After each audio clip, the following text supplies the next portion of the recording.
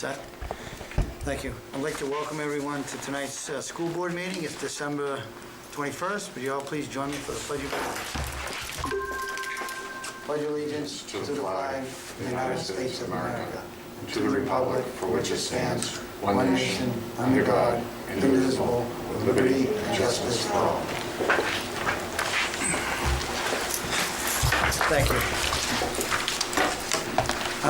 Before we get started with a normal agenda, I'd like to welcome our new SRO officer. Hello. Introduce yourselves and tell us a little bit about herself and why she chose to put into this position. Yeah, so I just felt like it was kind of fitting, and I felt like it was like kind of time for me to introduce myself to not only you guys, but just the parents and everyone watching. I'm Danielle Morin, with the kids now all the time, so yeah, when I started at Farmington about a year and a half ago is June of 2019, I put in and I said that I wanted to be the school resource officer right off the bat, pretty much, which it's one of my goals, and I love working with the kids, so I'm just happy to be here, and I'm happy to have the position that I do.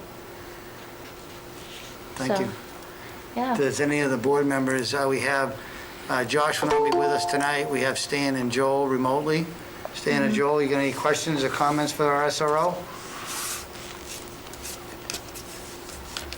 Well, I'd like to welcome you to the position. Thank you. Yeah, and thank you. hopefully you find it enjoyable so far and continue that way throughout your term.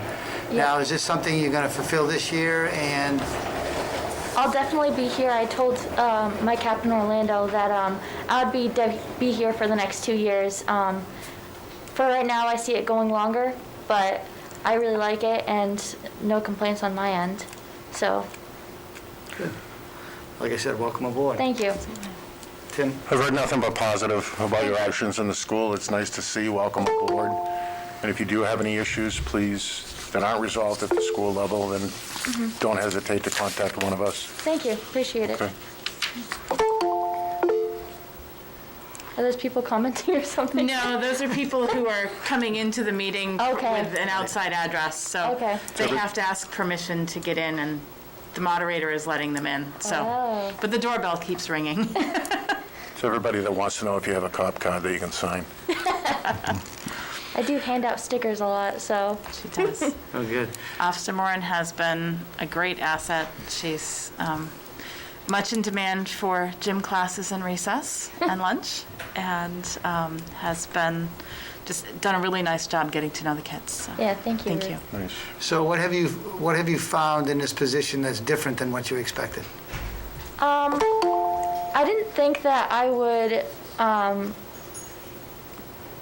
to be quite honest, I don't think I would care quite as much as I do about the kids, but I found like very fast, I like kind of attached to them almost, like, I just care about them and I want them to do good, and I wasn't really expecting that to happen so quick, but growing up I had a really good SRO, so that's kind of what I wanted to be for these kids, is be someone that they can look up to, and be someone like if they want to be a cop, then I can help them out and give them advice and just be there for them, be a good role model, you know? Wow. I want to thank you for coming in Thank and you, I introducing appreciate yourself to the community. And like I said, as Tim said, if you have any concerns, feel free to bring them to Ruth Helen or the board, or whoever it needs to be to get it addressed. Yeah, thank you. I appreciate it, guys. Thank you. Thank you. Thank you you. for coming in. Next on our agenda, we have a public hearing.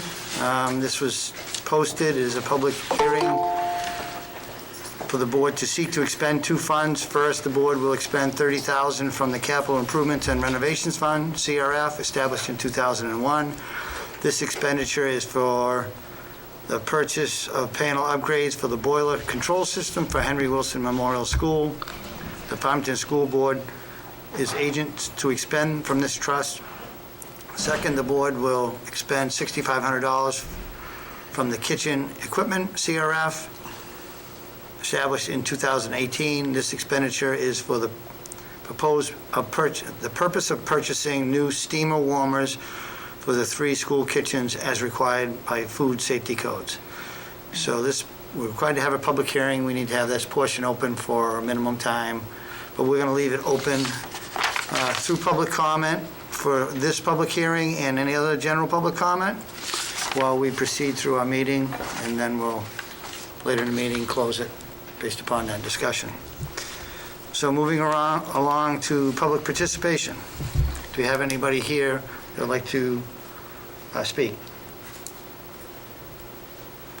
Okay, Jen, do we have anybody? Yes, starting out, I have Billy Thornhill. Okay, go ahead, please, state your name and the street that you live on. Hi, everyone. My name is Kelly Thornhill. I am an English teacher at Farmington High School. I'm new to the community. I have been welcomed here with open arms by my fellow colleagues as well as my students, and I love them all dearly. I chose to speak with you this evening because I'm concerned with the board's response to the recent rise in COVID-19 cases among our schools. Yes, this is my own personal account, but I also express feelings that are understood by many other faculty members who work in these buildings. I firmly believe these cases could have been prevented if we had been remote after Thanksgiving. The fear inside these school walls is tangible, so much so that the education of students is being impacted more now than it would be if we were home safely. I had 6 students dismissed from my C block class today. 6. And that's in a room where not very many are in to begin with.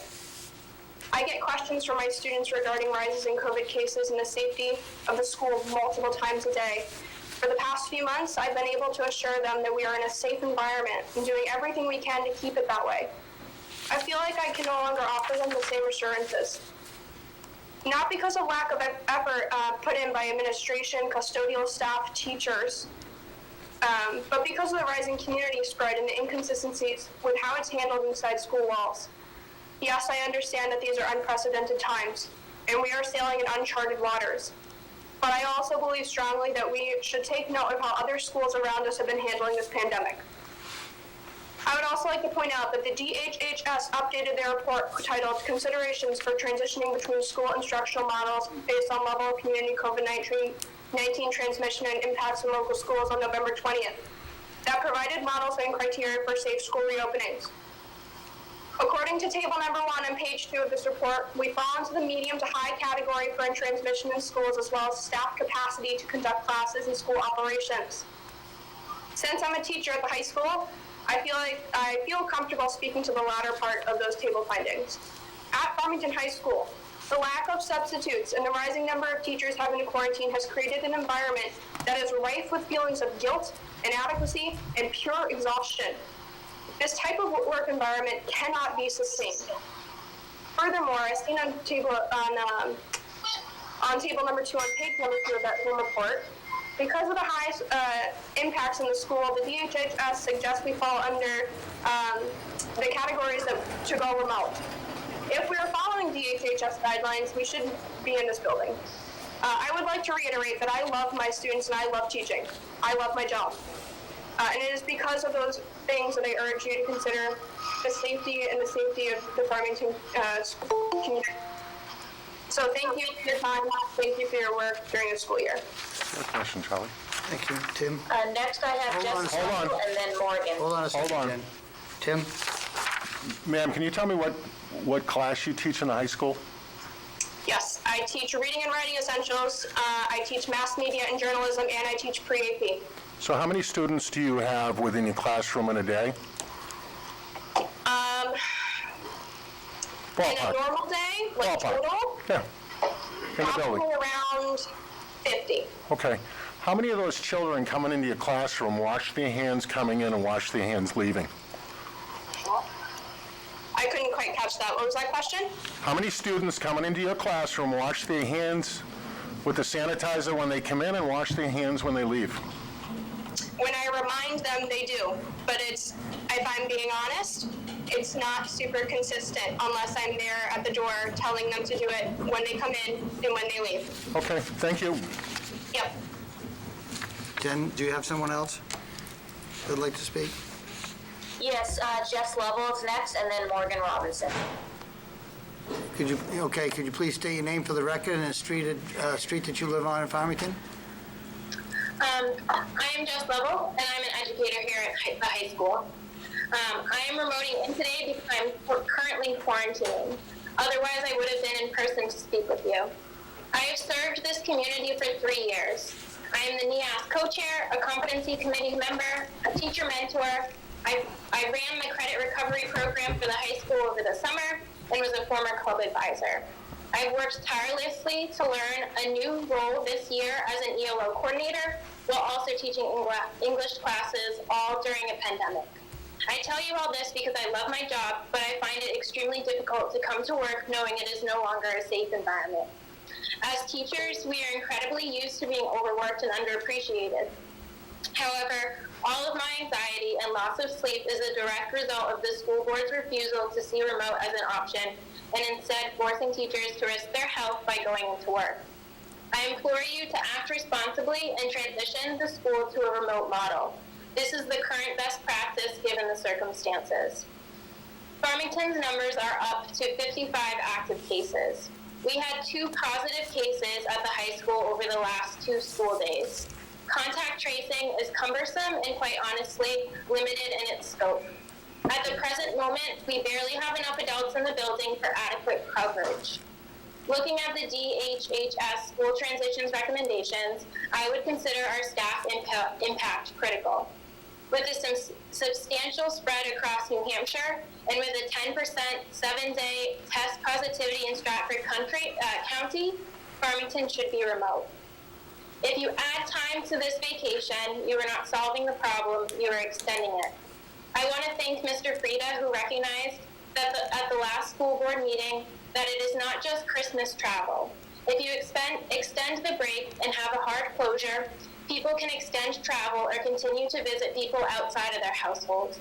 Research is showing that it is a multi-household gatherings that lead to higher transmission rates.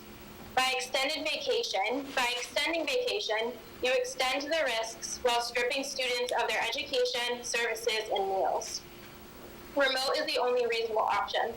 At this point, the level of anxiety felt by students and teachers is negatively impacting the education of our students. My in-person lessons are not at the same caliber as they were last year. My students cannot focus on their lessons while students are being dismissed all around them. By moving to a remote model, we will provide the faculty the peace of mind while also allowing us to focus on just remote education. Remote education can be effective when teachers are given the resources and time to plan. If all students are remote during this time, teachers can focus solely on their instruction instead of the anxiety of being exposed to COVID. Lessons can be interactive and the classroom community can be built through shared experiences. It will give teachers a chance to recharge and be innovative. Teachers have always been asked to make sacrifices and juggle multiple roles. But this has become too much. By teaching in person, I have sacrificed an in-person Thanksgiving with my parents, and now I will sacrifice celebrating an in-person Christmas as well. I constantly worry about the exposure I face at school, and as a result have worn myself out. I care deeply for my students and my coworkers. I can't stand by to see more and more people negatively impacted. If your ultimate goal is to keep our students safe and to promote academic rigor in our programs, then we need to be remote. Thank you. Thank you. I got a question. Tim? Got 2 questions. What subjects do you teach at the high school? I am an English teacher, so I teach freshman seminar and creative writing, but I'm also the extended learning opportunities coordinator. Okay, so as a teacher, can you tell me how many of your students that come in your classroom actually use hand sanitizer coming in and leaving the classroom? Is it at the 100%? So I'm out in the hallways doing hall duty while they're coming into the room, and so I tend to remind them. But again, it's something that is difficult to control in the 2 minutes that I have to transition. Okay, and we've had students remote since September, and we've seen a 300% increase in failures, 1 or more classes across the district. What, if anything, have you done as a teacher to address those failures? So I reach out to students at home. I contact parents. I make sure that I am addressing any social emotional impacts by contacting their guidance counselors, because it's not just remote education that those students are dealing with. It's social emotional challenges like anxiety. There can be mental health challenges that they're dealing with, and it can also be something as complicated as something that's going on outside of the school environment. So it's more difficult to say that it's just because those students are remote. Okay, thank you. Okay, thank you. Of course. Thank you. Next, we have Morgan and then Janaya. Okay. Go ahead, Morgan. Please, could you please state the street that your full name and street that you live on in Farmington? My name is Morgan Robinson, and I'm a senior at the high school. I lived in Farmington my whole life, and the school district is the only one I've ever known. I chose to speak tonight because I heard about the school board's possible decision to extend the holiday break for 2 full weeks, full vacation, and I'm strongly against this. Sure, it may be nice to have those 2 extra weeks in this troubling time, but this means as students we wouldn't be learning for those 3 whole weeks, and same goes for the teachers not teaching for those 3 weeks. Coming back to school would be very difficult because I believe both parties would get frustrated easily trying to learn the subject over again and then trying to teach it over again. I believe many families would use this as extra traveling time instead of quarantine like they're supposed to. Not going back to school until January 18th would also push the high school's finals back and possibly mess with semester 2, making it shorter. In my opinion, I think we should go remote for those 2 weeks so that we were still in school learning and quarantining at the same time. I love being in school and physically, and I love being able to have somewhat of a normal senior year, but I'm in constant worry about the rising cases around me, and there are constant rumors about kids leaving school and what's going on, and I just feel I would feel much safer being at home, even though I love being in school physically, and I feel like this would be most beneficial for the teachers and the students. Thank you. Okay, thank you. Tim? Morgan, do you mind if I ask a question? Yeah, go right ahead. If you had to give a ballpark estimate of how many students wash their hands coming in and out of a classroom, how many would that be? If I'm being honest, I really couldn't tell you. So yeah, I know me as a student, I know I try to. Every time I go into a classroom, I sanitize with the hand sanitizer station that's right there. I don't know about my fellow classmates, but I know I do. Okay, thank you.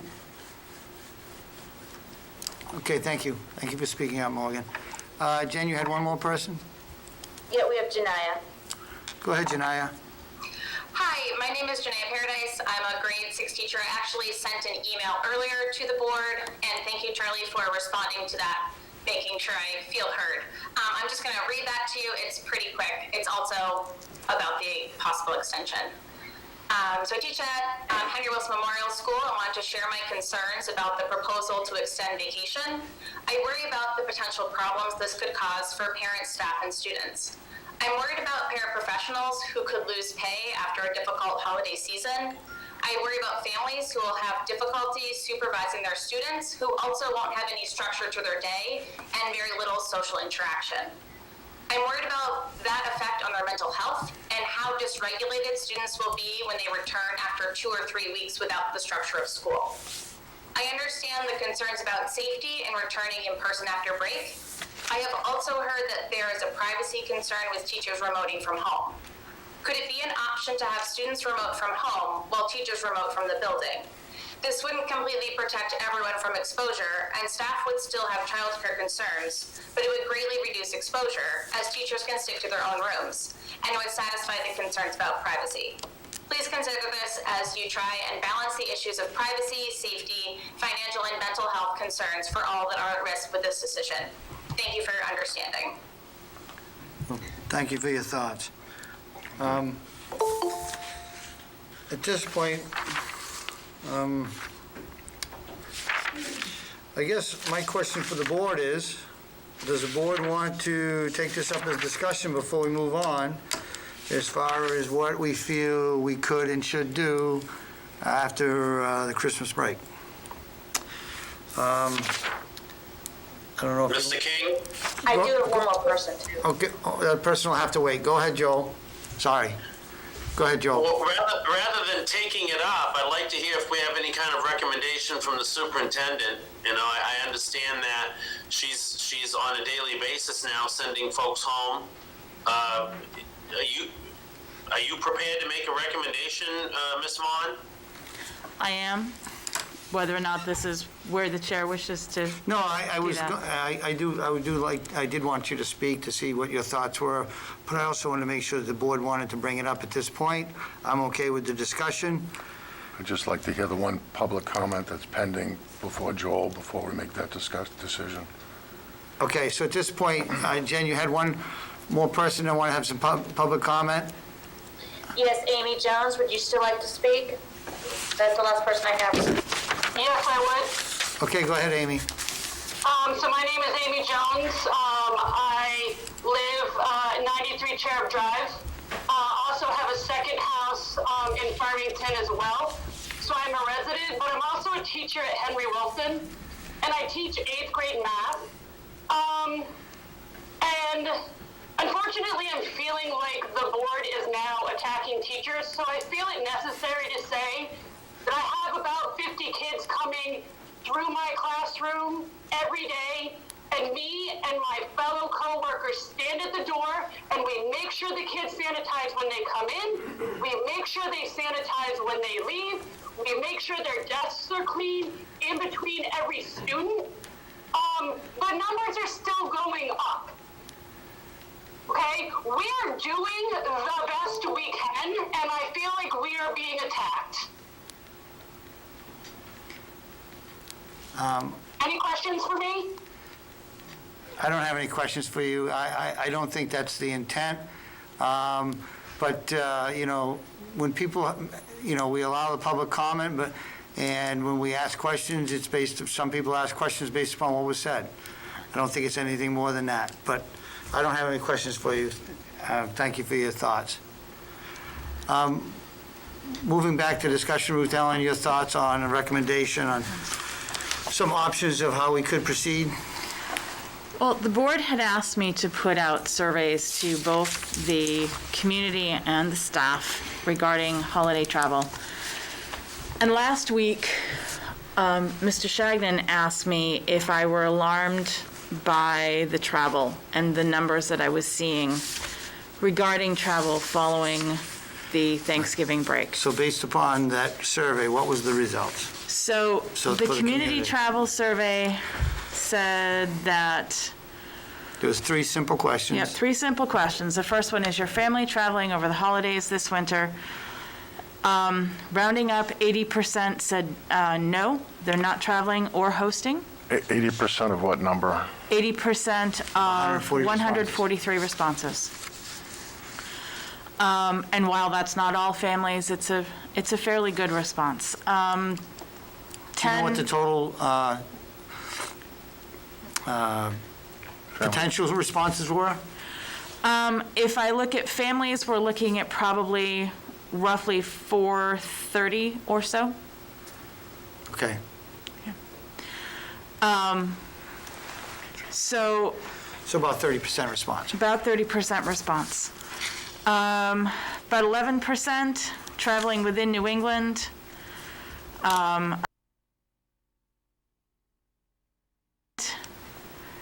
Traveling outside New England, 6% no, but we're hosting out-of-state guests. Same types of numbers with staff, 71% traveling, not traveling, 17% or 18% within New England, about 10% hosting out-of-state guests. I will say that Mr. Shagnon had asked me if I was concerned about the travel numbers.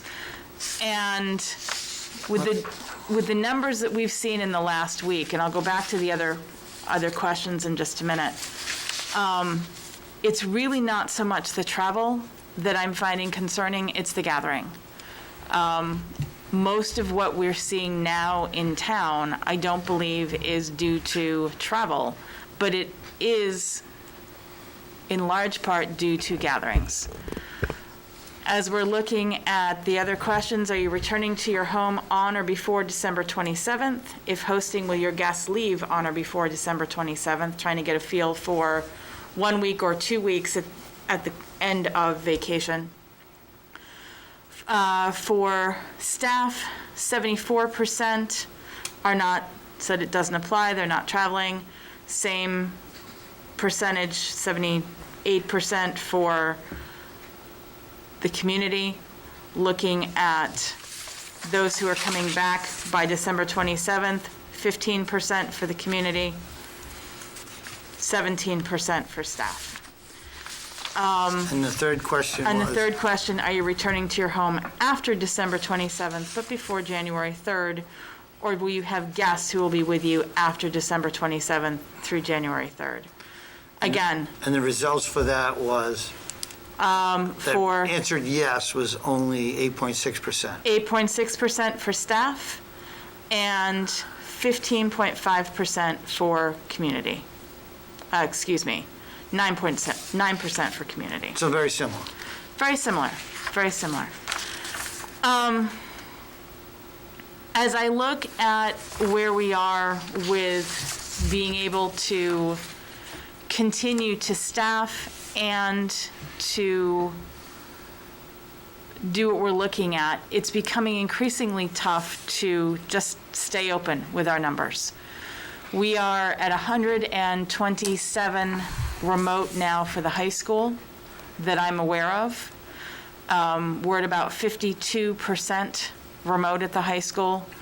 As of yesterday, we were roughly 44% or so for the elementary school and low 30s for Henry Wilson.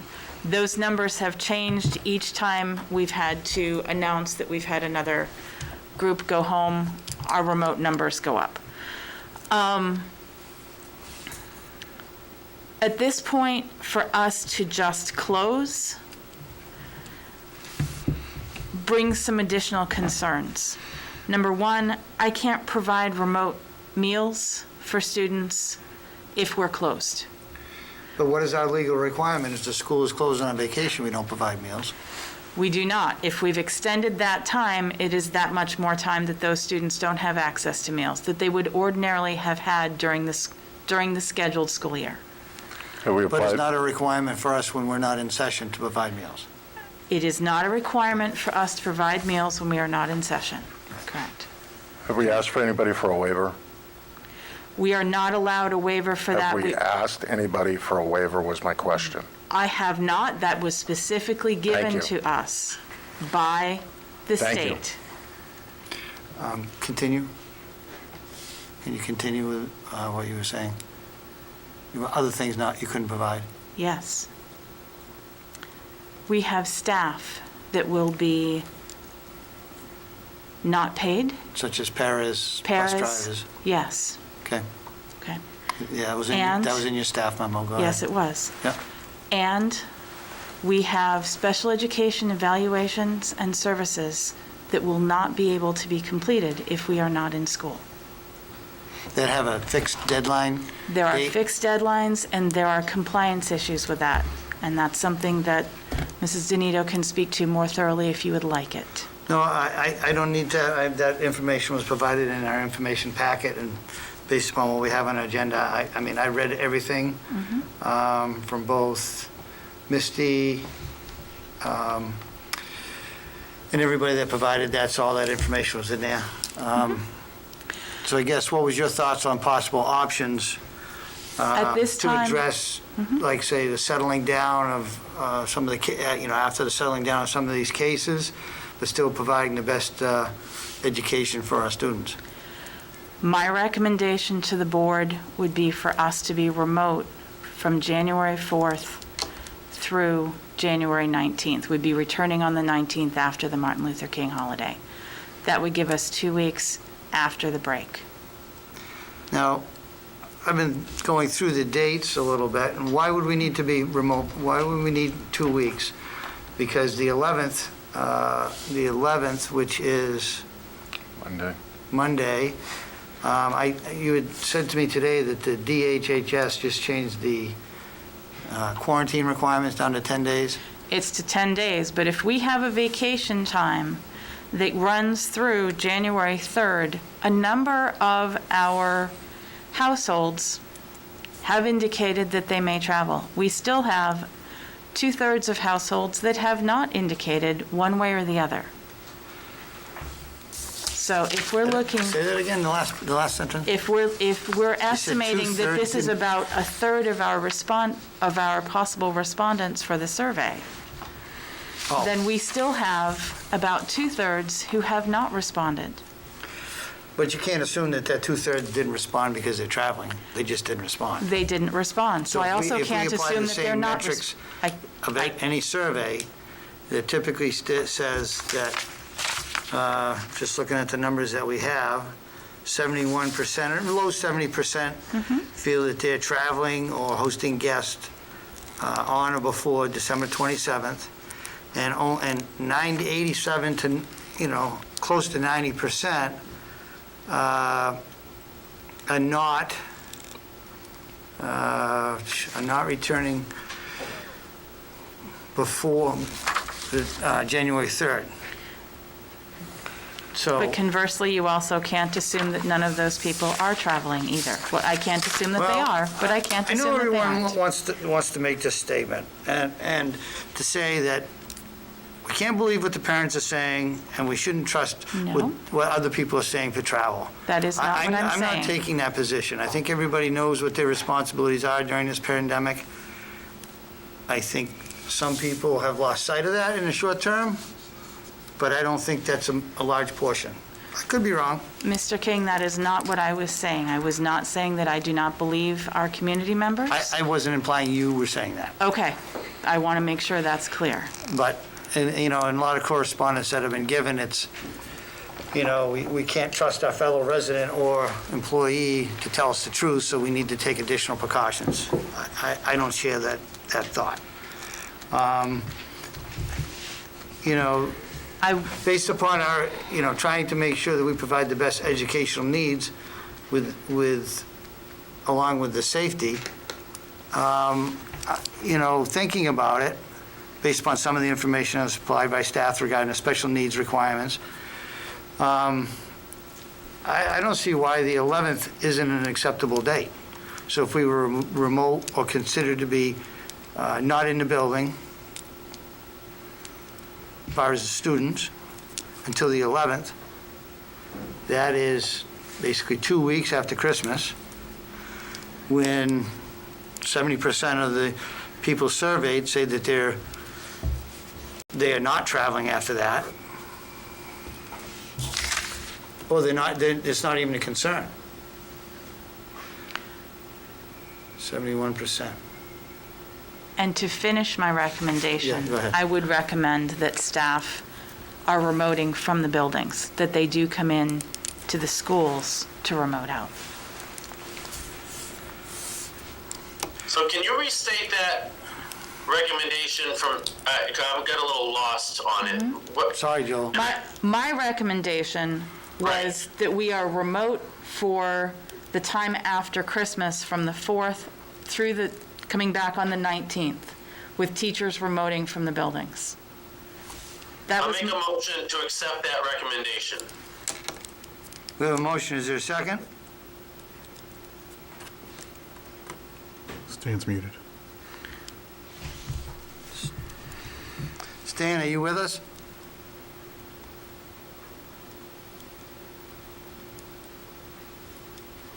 Stan, are you with us? He's He's trying. muted. Control D. Upton came back from this, but Stan, why don't you drop out and come back in, then Joel restate the motion, because he's dropped out twice.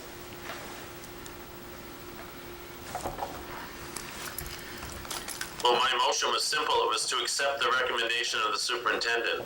Right, but I think Stan wasn't able to comment. He may have wanted seconded.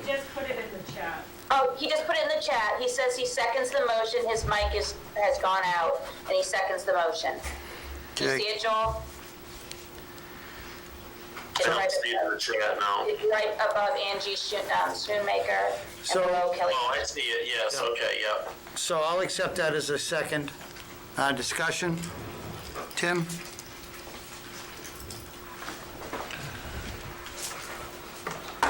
case it's needed. Tim, any discussion? I'm all set. I've got a counter motion. I'm not, vote. Well, I guess my discussion for the other board members is, like it's discussed earlier in this, why wouldn't the 11th be acceptable as far as getting past our current cases and with additional time for travel? Your thoughts, Joel? Well, I'm just going with the recommendation of the superintendent. She's there every day. I'm not there. I don't work there. I'm not there every day. So I just feel as if she's there every day. She's sending kids and staff home every day. I'm,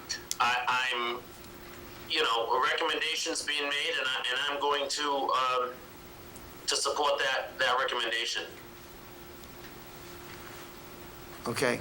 Jen, has Stan been able to reconnect his audio? No, but he says for him, 2 weeks is a good buffer. It gets us through another holiday too.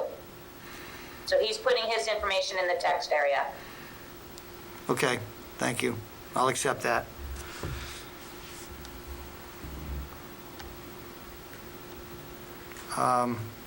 Nothing, Tim? Nope, I'm all set. Stan, you have any additional discussion you want to add? No, I think I'm fine. Thank you. You sure? Certainly interesting discussion. Certainly interesting topic. No one wants to pick up my discussion, so give me any feedback. So at this point, I'll call for a vote. All those in favor? No? Aye. Jen, has Stan indicated which way he's voting? He says aye. Aye. I'm voting no. This motion fails. Make a motion that we go 1 week for remote, starting Monday the 4th, completing Friday the 8th.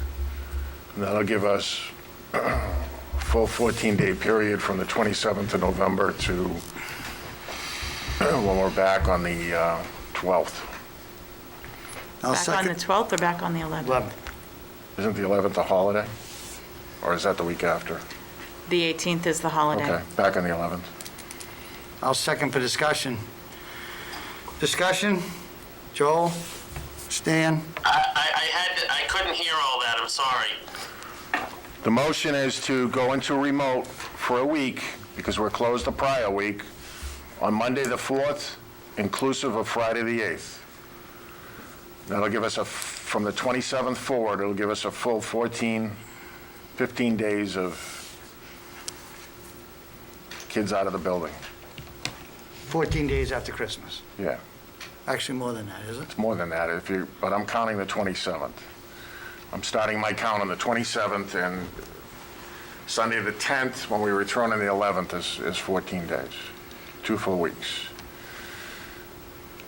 So from the 27th to the 2nd, the kids are out of the building, and from the 3rd to the 9th, the children are remote. Are you clear on the motion, Joel? Yes. Any discussion?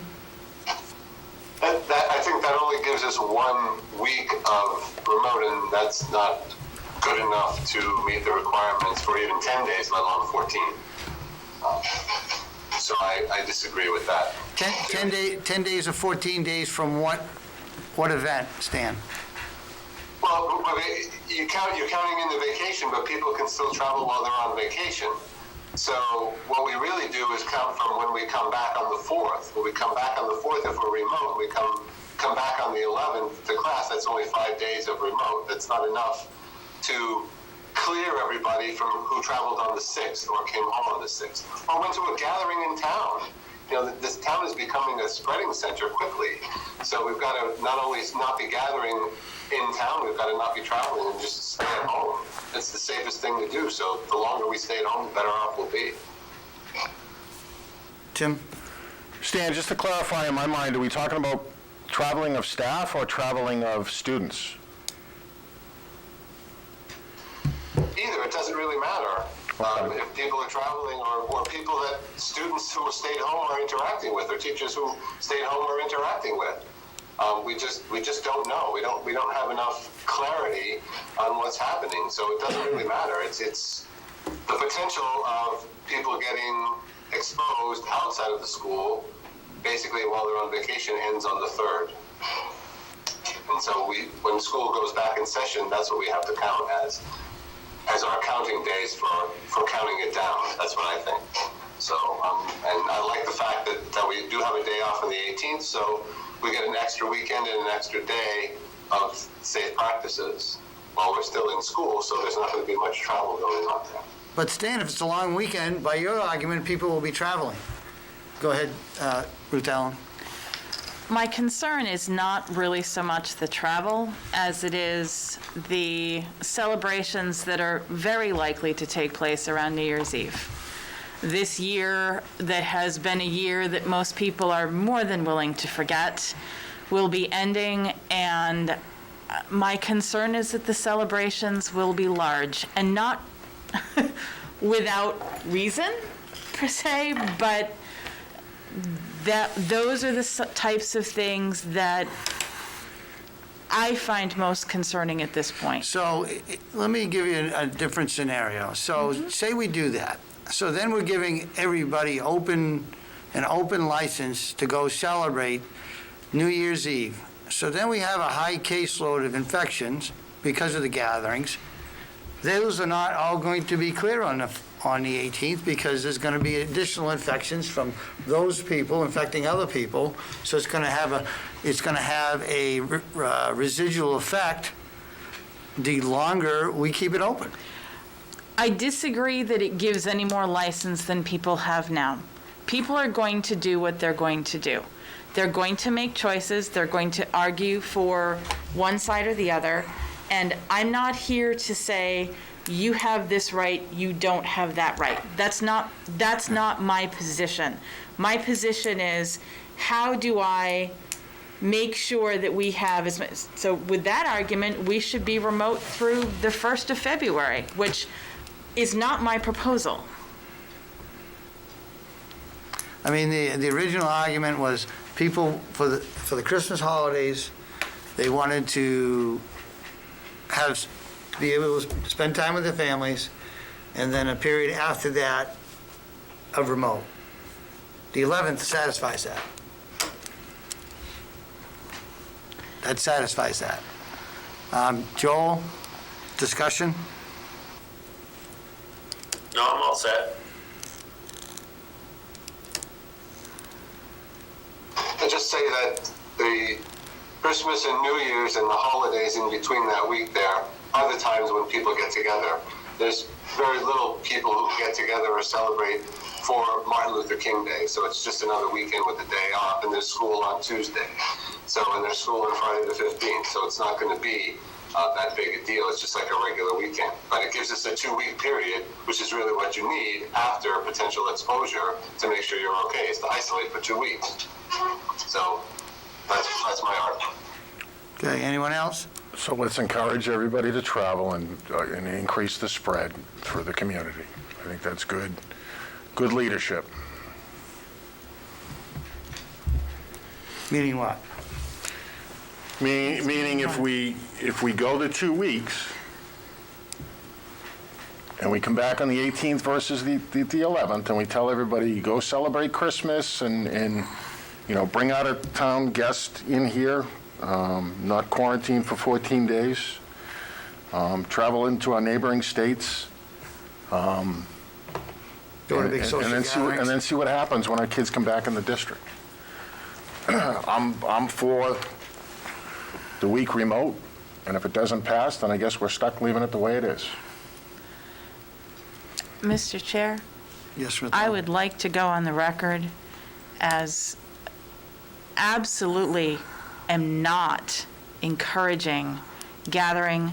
I'm not encouraging travel, and I take exception to the suggestion that it is a poor leadership move on my part to suggest that we go remote for 2 weeks. And I want that on the record. Yeah, I don't think that was... That poor leadership was directed at the board, not at you, number one. Thank you. And number two, 18% of our employees said they're traveling with New England, 10% said they're hosting out-of-town guests within their residence.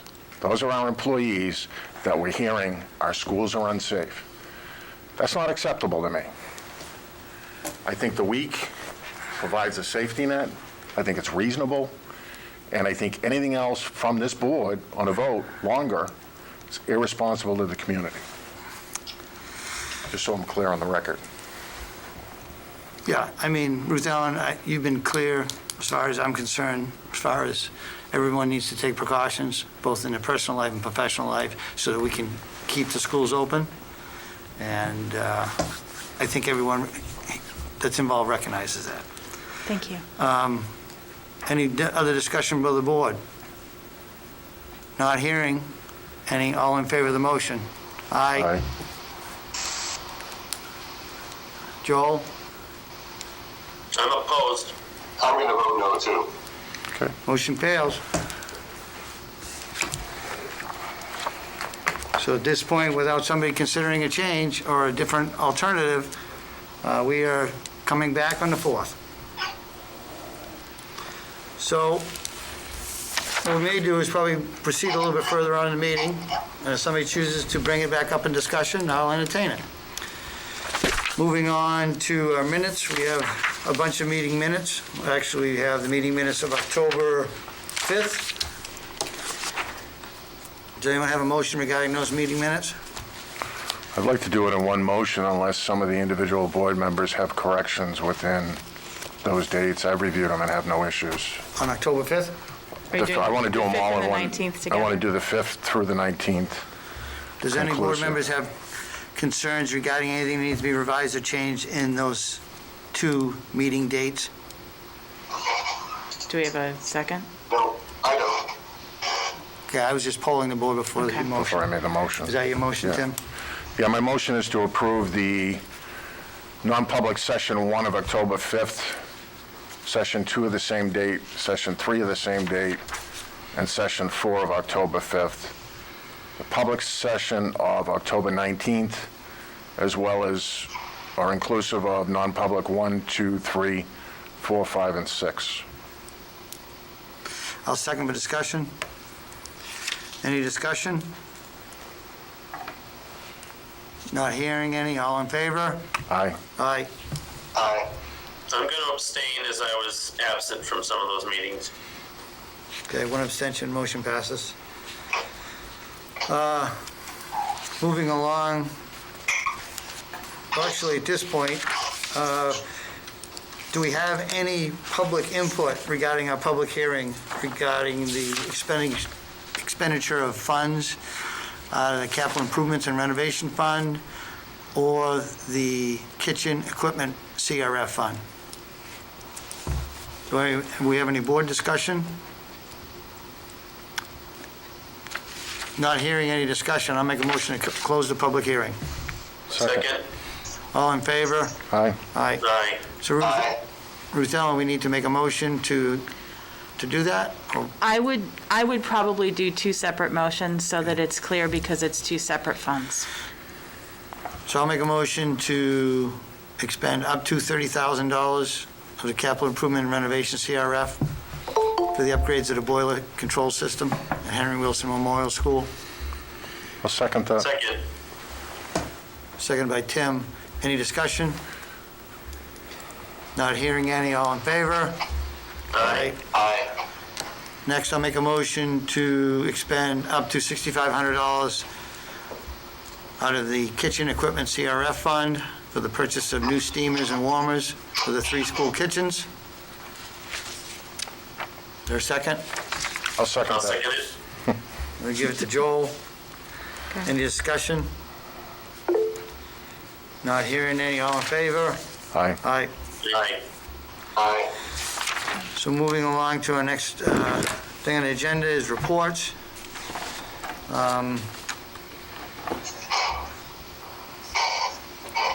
Now, we received all these reports in our folders. Do any of the members have any specific things or questions that they want to bring up regarding any of those?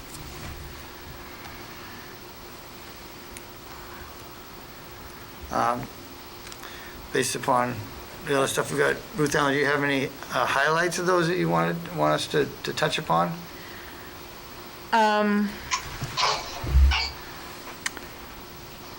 At this point, I think a lot of it dealt with what we were looking at around being remote. I think there may be a point or two that Diana had, or are you good? I just wanted, sir, if you... Go ahead. I just wanted to thank the new members of our team, if I could do that. So you've had an opportunity to look at my report. So thank you for that. I did want to welcome aboard, because we haven't had an opportunity to do that, and I've been remiss in that. Suzanne Bernard, who's a paraeducator in 6th grade, she comes to us with some amazing skills. Used to be a speech-language pathologist, and has been helping us a great deal in that group, so we really appreciate it. She's with Janaea Paradise in 6th grade, I believe, as part of her assignment. Michelle Lang also comes to us with a great deal of experience working with students on the autism spectrum. She used to work in a private facility, day school, and has joined us as a special education teacher for the life skills class at Henry Wilson Memorial School. So welcome aboard, Michelle Lang. It's been wonderful to have her here. And Jennifer Pelletier, also another individual, come to us with some wonderful experience. Has really just joined right in 5th grade. Great addition, happy person to have around.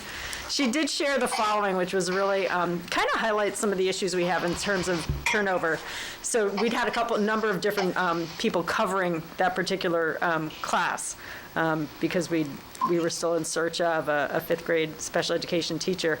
And so one of the kids asked where Ms. Vashon was, because Ms. Vashon had been teaching the class, and Ms. Pelletier explained, well, Ms. Vashon might come by and say hi every now and then. And they're like, well, who's going to teach us now? Everybody leaves. And Ms. Pelletier said, well, I'm staying until June. Ms. Vashon just changed me. And so the kid said, oh, you mean until we go to 6th grade? And she said, yes.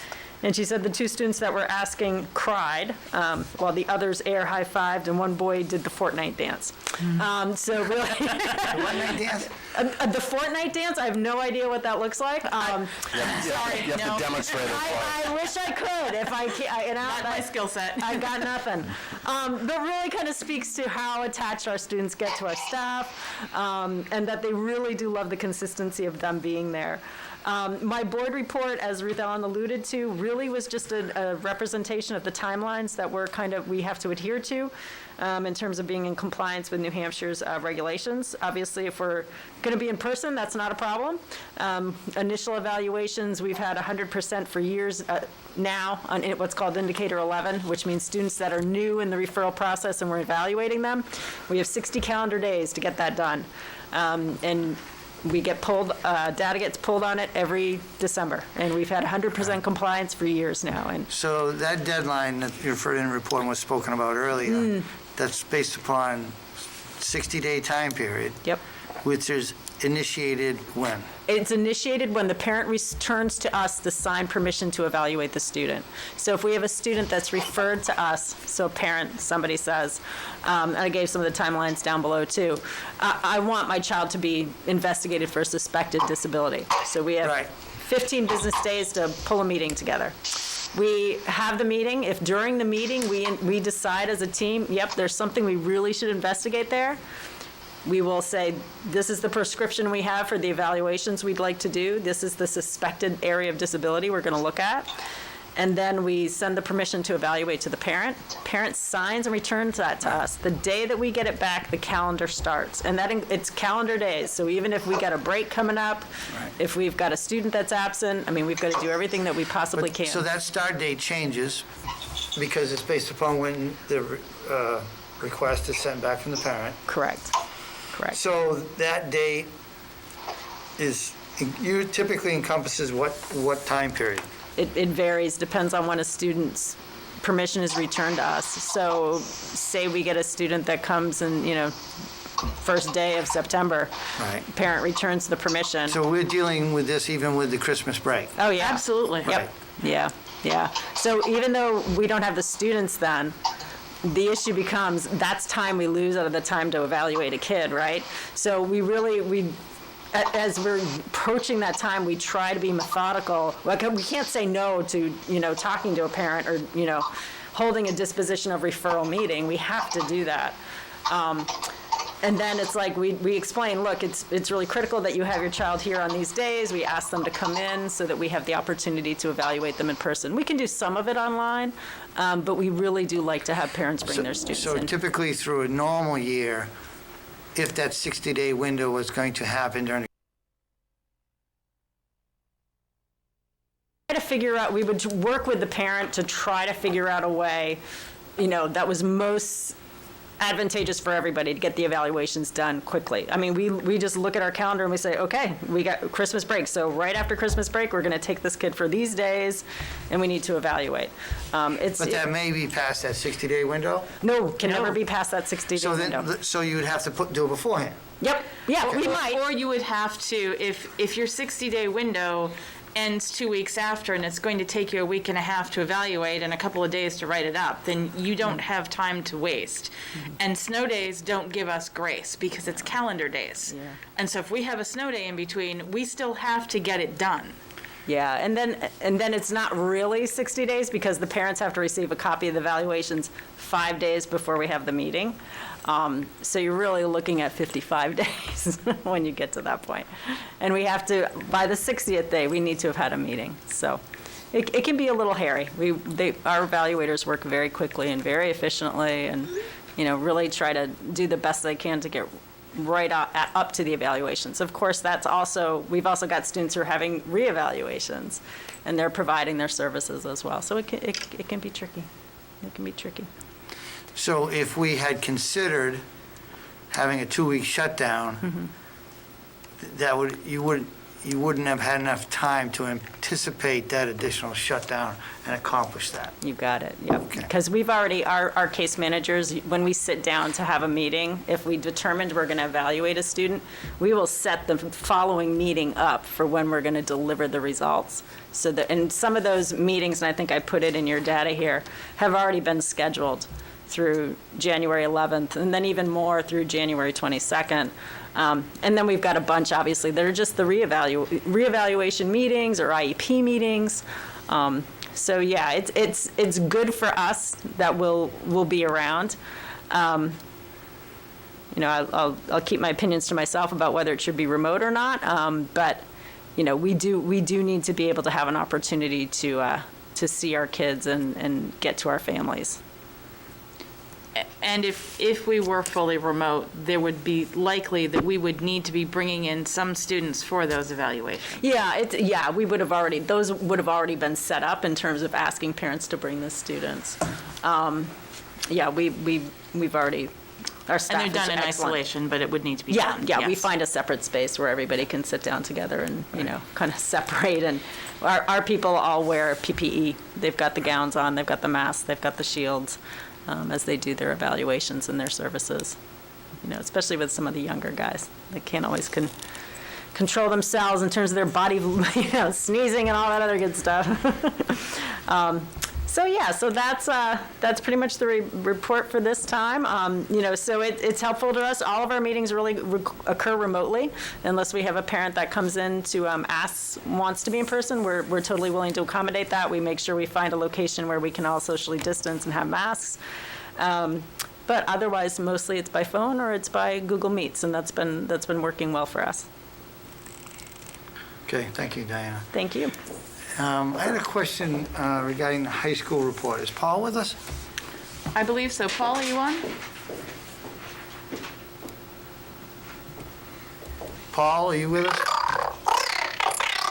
Oh, dear. Paul, it sounds like you're purring at us. Oh, you do have to leave and come back again. If you're having that automated queue you have, just jump off and jump back on.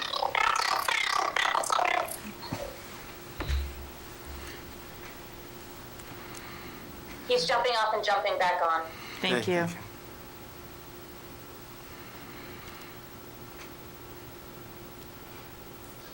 Rosellen, did you want me to do my report? I didn't hear my name called, so. Charlie gave an if people had questions about the Questions on it, specific reports. Instead of everyone Oh, okay, all going through. right. I going just through didn't hear report. what you said, and so that's all. I don't have to do anything with mine. I just wanted to make sure I didn't miss being called on. Oh, okay. Yeah, I just wanted to, if anybody had any questions, I read through everybody's report, and I did have one question for And Paul the is high school. back. Paul, you with us now? I hope so. Can you guys hear me? Oh, you sound Much better. Oh, so much better. So, Paul, in your last paragraph, you speak about this youth apprenticeship program. And I wanted you to, I guess, give me a little bit more information about it, because when I read through it, I wasn't 100% sure what actually is going on. So, and this is to the best of my recollection, is that this is it's a grant-funded program that the Department of Labor has awarded to the state of New Hampshire.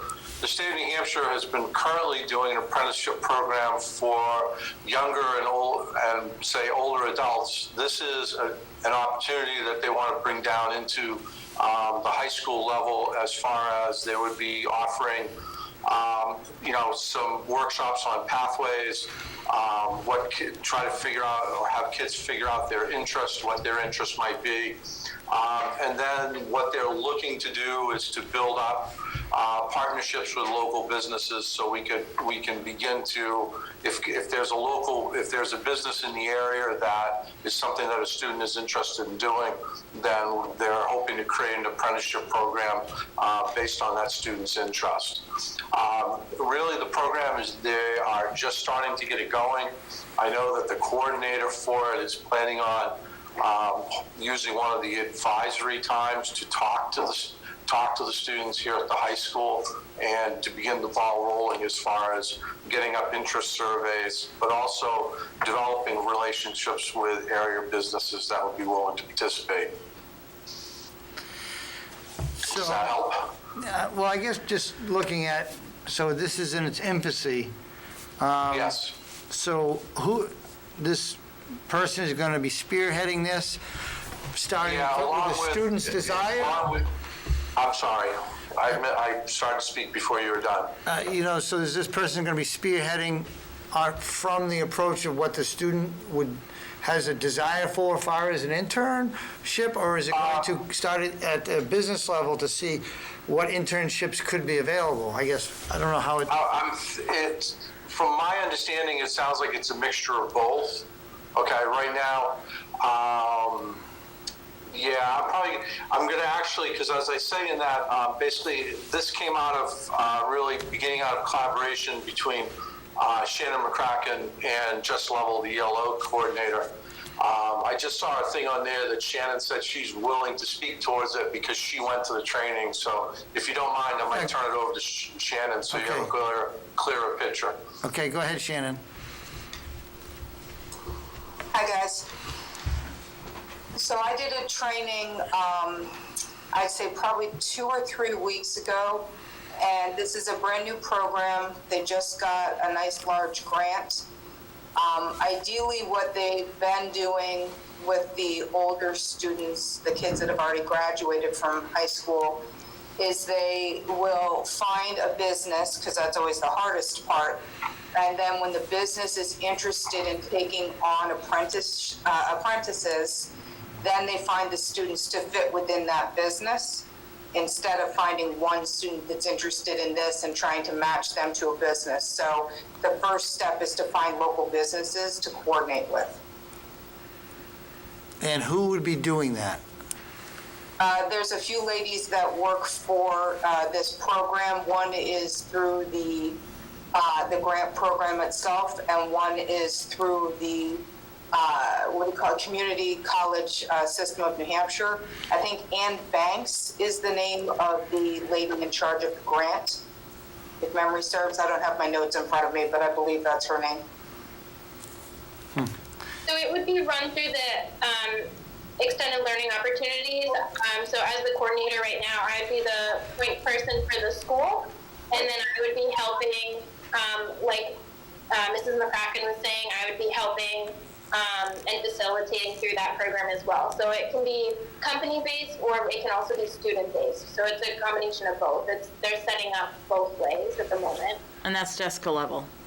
Yeah, sorry, it's Okay. Jessica Level. Thanks. Thank you, Jessica. Thank you, Yeah, sure. Shannon. Anyone else with any questions regarding the principal reports or curriculum reports or student services?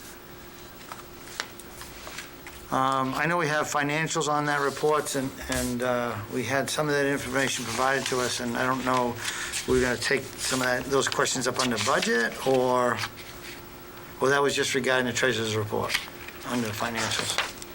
Financials were both the treasurer's reports, but you also have, because we didn't meet the first week in December like we usually do that's typically when you see the financials. And since we've So- gone over so many financials since then, those November financials are kind of outdated now, since I've given you 2 of these worksheets already and they've Right. been updated. And you do have treasurer's reports that are in there.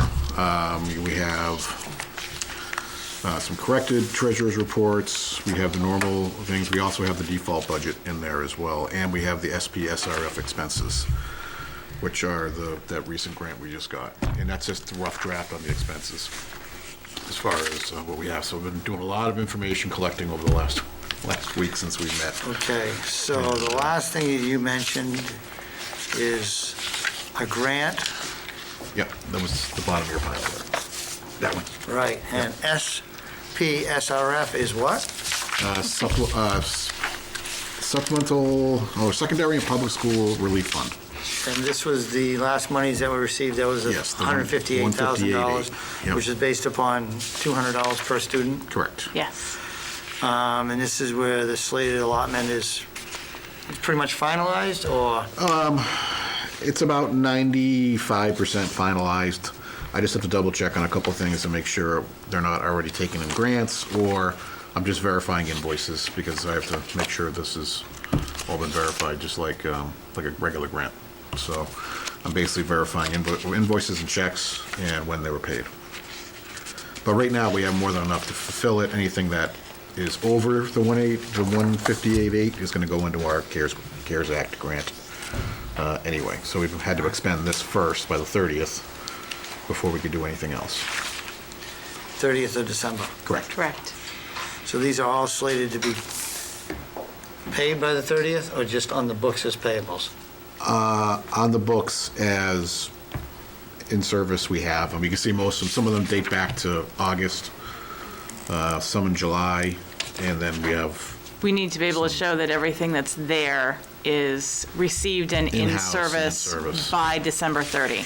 So we're, Not paid for. That may just be fall into our standard or- payables. Right, Which may but- be in the January. right. right. But we need to just Most make of these sure are that paid we for. Most of these are paid for, though, because if they have a check number next to them, under the check number column, then it's been paid for. Okay, so there's only 2 things that are not paid for yet. You're actually on the second page. There's another page before it. So, there you go. So on that list, I guess one of them spurns a question for Jen, if you're available, Jen, is there's that 2-factor authentication from SHI International. Did you make any headway in the last week from our last meeting regarding them and Power School getting it functioning? Yes, so they work together. We just happen to partner with the only one that they are, Power School's partnering with to do 2-factor, and they work with them on their plugin. So they reached out to me today so we could schedule to test out the plugin again, so that is the next step. But I am going to be talking with the rep next, because if it doesn't function, my next step is, of course, to go back to them and say, if you can't do this, then I want our money back. And if it's not done soon, I want something done for this time that it hasn't been done, because we understood this could be done through your platform. But right now, he's been working away, and of course, I want him to continue doing that. And so he reached out to me today about to schedule to try it out again. So based upon, is this a second trial, a third trial? I'd say this is This is the 5th trial, but it is before I got a hold of the head Tier 3 engineer of Power School, who was able to personally work with him on the SAML template that he needed. So this will be the first trial since then. Okay, well, if you could just keep us updated on the results of that to see if Yep, you feel that they may absolutely. actually be able to complete it or not.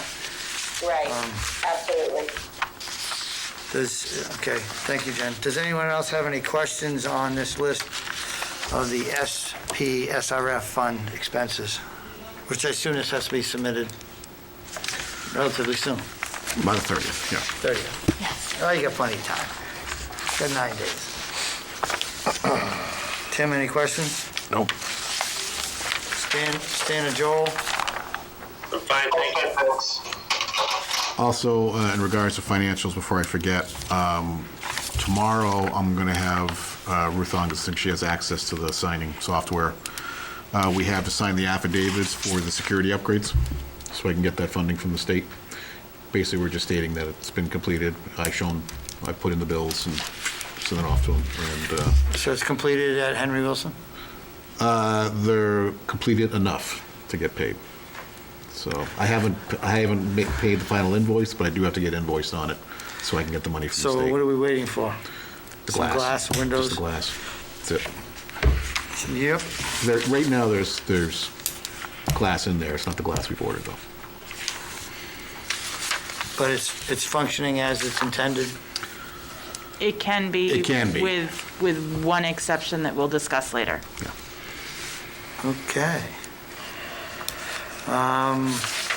So I just want to let you guys know to expect that in your emails tomorrow. Okay. It will be coming from Hello Sign, and there will be 3 because there's one document for each of the buildings. So you will each receive 3 documents to sign, and I will send them to you, Okay. one right after the other. So And I just want to stress, it's time sensitive. please don't let it sit in your inbox. When are they going out? I have to have them submitted to the state. When are they going out to us? Oh, they will go out tomorrow morning. Now, also in that folder was projected revenues. Is this on the financials, or you thought we were going to discuss that under budget, Ruth Allen? That, either way, that was the correction We gave to the budget committee, right? that we had given to the budget committee. There's nothing that is new there. There were 2 cells that weren't added correctly. So when you look at the figure for the federal grants, that has been updated. So, yeah, there was a discrepancy of how much from what they'd last seen? Roughly $90,000 or Yeah, so. 83 something, 84,000. But it was in Fund 20. It wasn't Right. anything that affected Fund 10. So, right. So it's not revenues that would have offset Fund 10. It was all in the federal revenues. So, but that puts it 83,000 above what was given to them prior. Correct. And they did see that on the 16th. Okay. But it went up to you guys at the same time.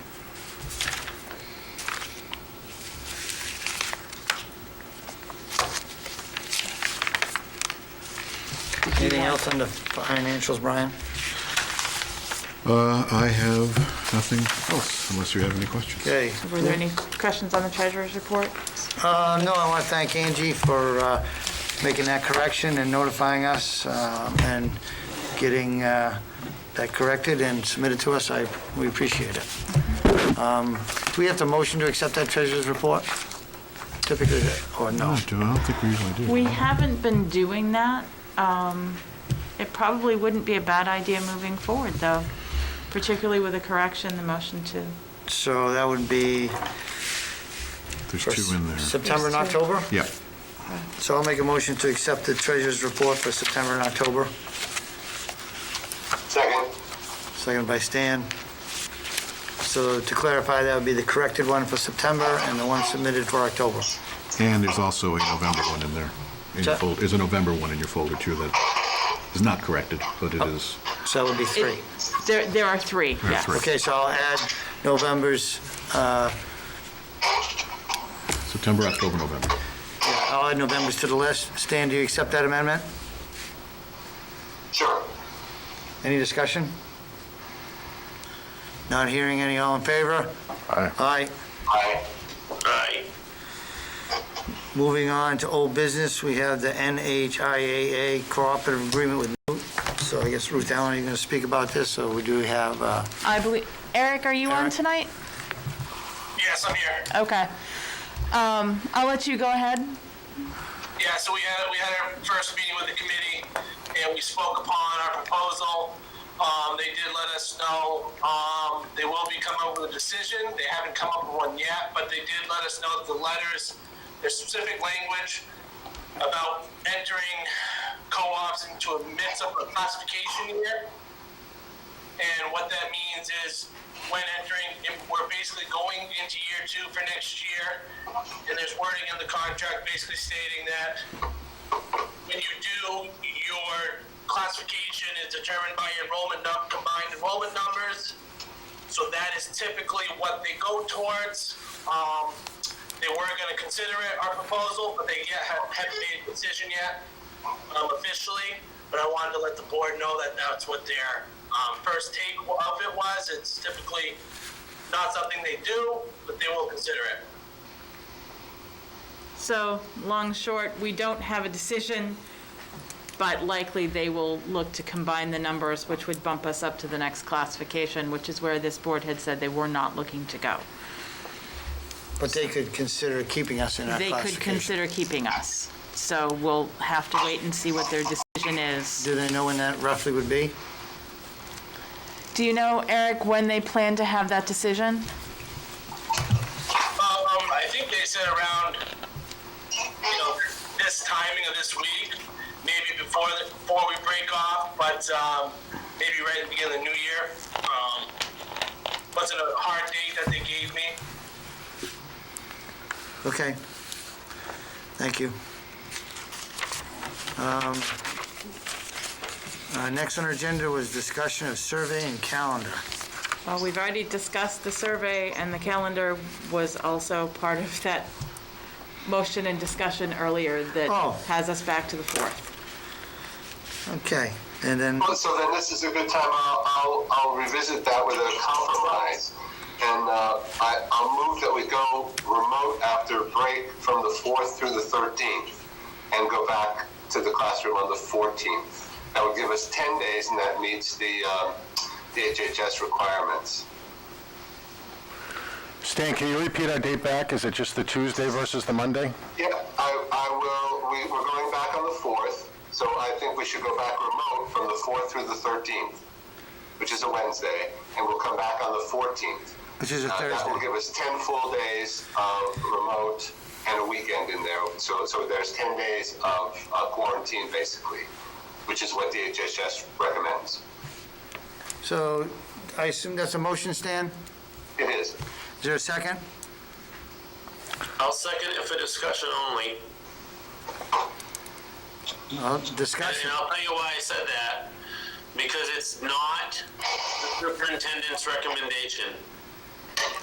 So I would need to hear from the superintendent that she would, in order for me to vote yes, I would have to hear from the superintendent that she would be willing to reconsider that recommendation and go with that. Otherwise, I vote no.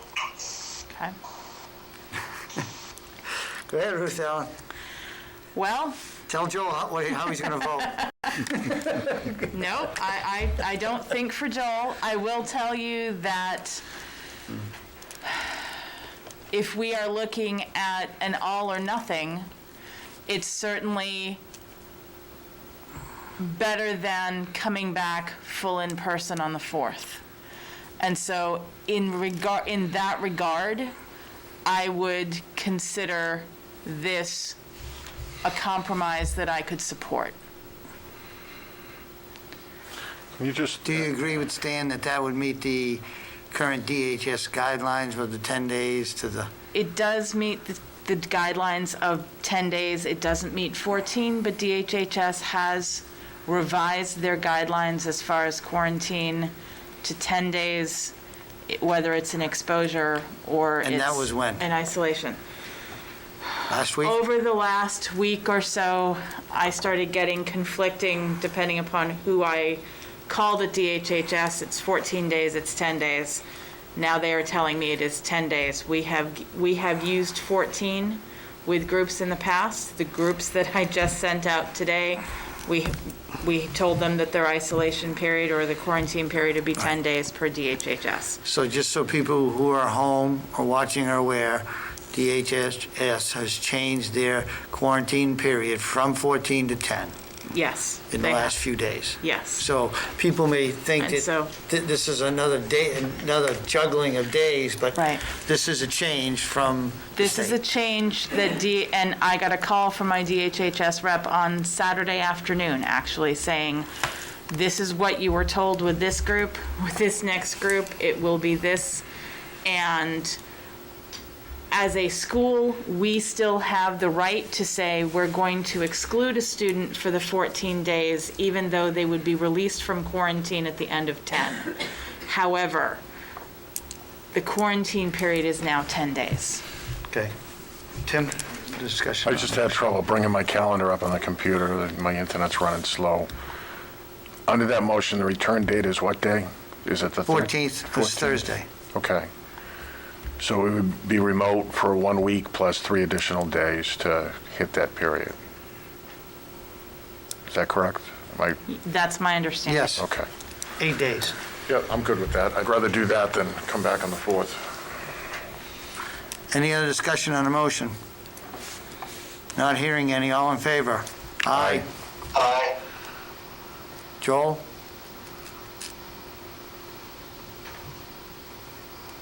He froze up.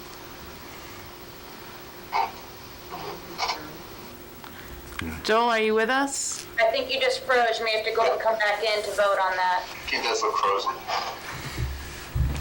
Tell him to come inside. Put your mask on. So motion passes. When Joel comes in, he'll let us know how he voted.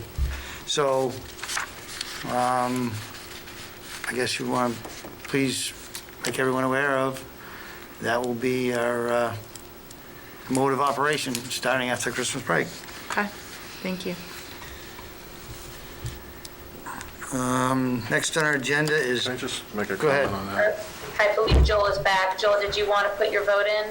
I'm sorry, I completely froze. I sent a text to Ruth Ellen to let her know that I lost connection, so did we vote on that motion? we voted, we're waiting for which way you voted. It was 3 yeses. Are you, My vote is yes. so vote is unanimous, 4-0. Thank you, Joel. I told you, I said you should come back inside if you were frozen. Mr. Chairman. But Tim? All right. When we put out notification to the parents on what we're doing, can we please reiterate with the parents the quarantine requirements so that if somebody were to say return the 2nd from state of Florida or somewhere out of New England, what their quarantine is, and if they're planning that now, if they could please contact the building principal so that if they're in a quarantine situation, we can prepare for that remote process. If it will extend beyond the 13th? Yes. Okay. Yes. Yep. I mean, hopefully it won't, but you could theoretically have a family that's out on the 2nd who intends to come back remote, but isn't communicating with our building principals that they intend to be remote. So as long as the communication's going out about our 10-day remote period time, that would be a good opportunity to remind parents that whatever that trigger date is on the calendar, that if they return back to Farmington, if they are traveling, return back to Farmington on this date, then they will need to quarantine and to contact the principals. Well, if they are quarantining, they will need to quarantine, but if we are remote through the 13th and they return on the 3rd, that gives them the 10 days for quarantine.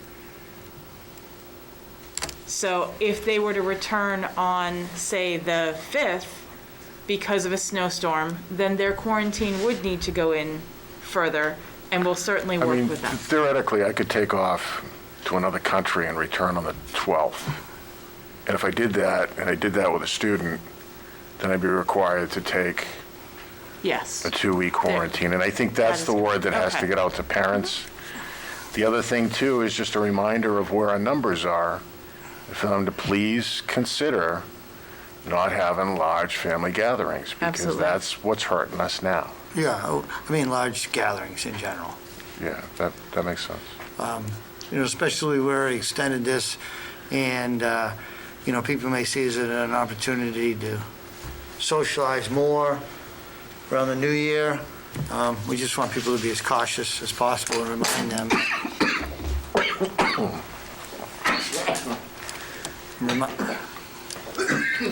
I will put that word out to parents tomorrow, in the community tomorrow. Mr. Chair, Yes, Jen? I was asked if you could just restate what the final motion was, and also they just want a clarification on the teachers being in the building or remote during that time. Okay, so the date is returning on the 14th. We're remote from the 4th to the 14th? 13th. Remote 13th. 4th through the 13th. Return to the buildings for students on the 14th. And my recommendation was that staff are remoting from the buildings. So Yeah. they would be returning to work on campus on the 4th. So Ruth Ellen, based upon that is what you proposed. Do you feel a need to motion regarding how by this board, or is it going to be handled as you recommended? Do you want us to motion on that or discuss that? Because that was not part of the original motion. It was not part of the original motion. It was part of my original recommendation. At this point, Right, so I'll make a motion to clarify that during that remote portion, teachers will be providing remote lessons from the school when possible. unless there are other accommodations Right, that have had to that be are made. already in place. Yep. So Tim, I just made a motion to clarify that during that remote portion, that teachers will be providing remote lessons from the school when possible, because there may be an accommodation already in place. Is there a second? I'll second that. Any discussion, Joel or Stan? No, I'm good. No. Okay, not hearing any, all in favor? Aye. Aye. Aye. So moving along to new business. Can I cover some old business? Go ahead. We had a Budget Committee public hearing last Wednesday. We put the board's proposal before the Budget Committee, and they asked for a list of line items that we'd be freezing. Do we have a target date on when that'll be completed from the administration? I've been working on it myself. We actually have to sit down with each administrator and go over their particular budget, what we can save there. So probably, when's our next meeting? 4th? Yeah, for I don't know. for us to tell you that we'd have it for next Monday with the holiday in between is going to be extremely difficult. I don't expect you to work over Christmas weekend. Thank you. When is the public hearing? Mid-January, Public isn't it? hearing is January, It's middle of January. yep, it is.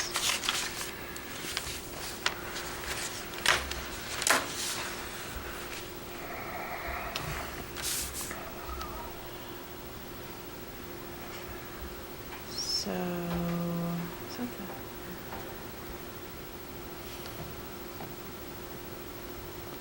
I believe it's the 13th, but I will need to double check that. I know that we need to have the warrants emailed to them by the 12th, so I believe it's the 13th. That's the public hearing. Oh, in the folder, there is a Farmington School District Budget Update Report. And on that, it shows anticipated available balance. I didn't know if this was like a work product working towards that. This is a working document Right. as Brian has started combing back through the encumbrances that you saw last week.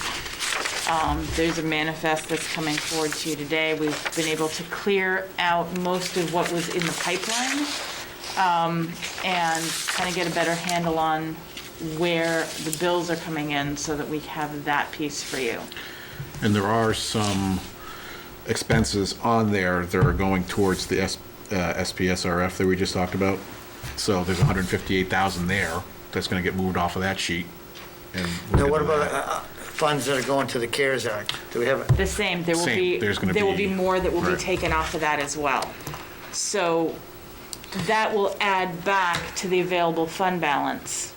And those are still pieces that are moving and should be, that's probably the easier part Yeah. to nail down right now. now, based upon the CARES Act funding, some of the rules seem to be changing along the way. What is the new number that we can actually apply for under the CARES Act? Is that finalized? I know because it was initial number, and then they've changed some things that are not allowed. Well, we had the Seemed like it. the Well, that was CARES FEMA, Act. that was FEMA, I think, was the one that That was the changed. FEMA piece that basically got taken off the table altogether for us. The CARES Act has given us a lot of latitude as long as we can prove that it is somehow COVID-related. So if we needed it to provide education under COVID conditions, then we can probably apply it. We can apply custodial supplies. We can apply things for remote learning. We can apply things that have to do with the technology to be able to be remote, to go one-to-one. All of those Cleaning pieces are acceptable. supplies, you know, most of the cleaning supplies I put into the SPSRF just to get them off the books, but anything that's above and beyond we normally would do because of COVID. So at this point, there's nothing you can apply under FEMA? FEMA is off the table for schools. Okay. That's why they gave us the SPSRF. Yeah, kind of that was a little that was our consolation prize. There is now funding in the bill that went through last night that Tim had brought up earlier last week that has been earmarked for schools, but it's going to be another week or two anyway before we get any type of, here's how it might be available to be spent, and here's your timeline.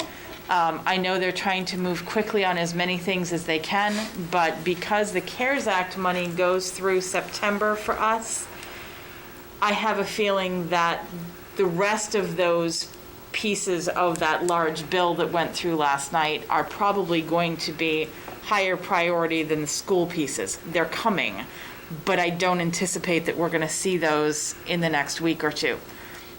I'm hoping we see them before the January public hearing. That would be helpful. I think we will, because in order for them to vote on the bill, the text part of the bill has to be written. Now, how detailed that writing is a question that we won't know till we see it.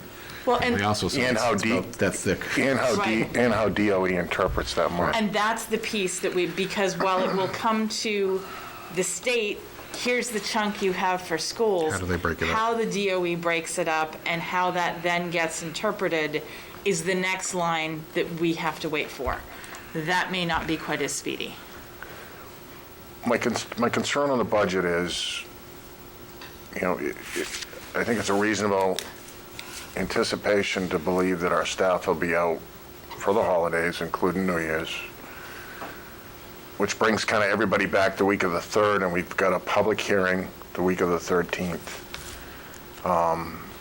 What is going to be our timetable on getting those recommended 1.25 million freezes? Obviously, they can be readdressed once we know some positive things are coming in.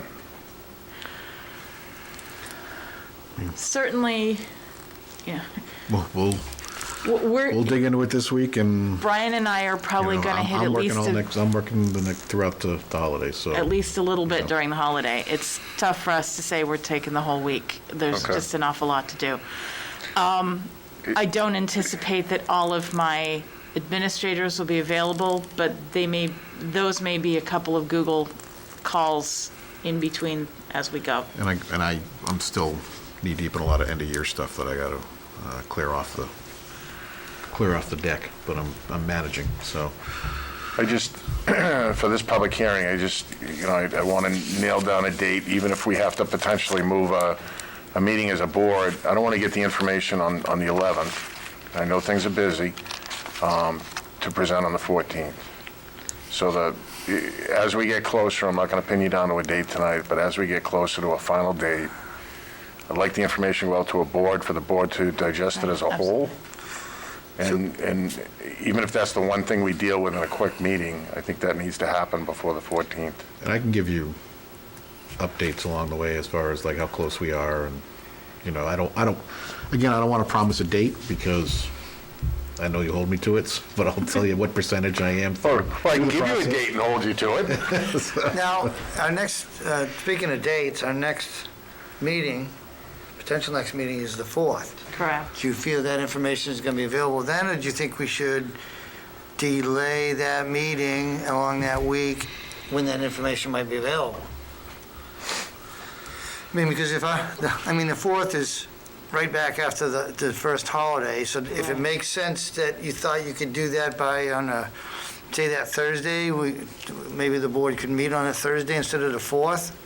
Thursday would definitely be better. I'm just throwing it out there. Thursday would be much better for us to be able to have that solidified for you. It would ease my anxiety, that's for sure. And I think as a board on the 7th, we should consider emailing that to the budget committee so they have the weekend prior to the meeting to digest the freeze. You mean after you guys? After we. So, Joel and Stan, are you able to, if we had our next meeting instead of January 4th on January 7th, which is a Thursday, would you be able to attend?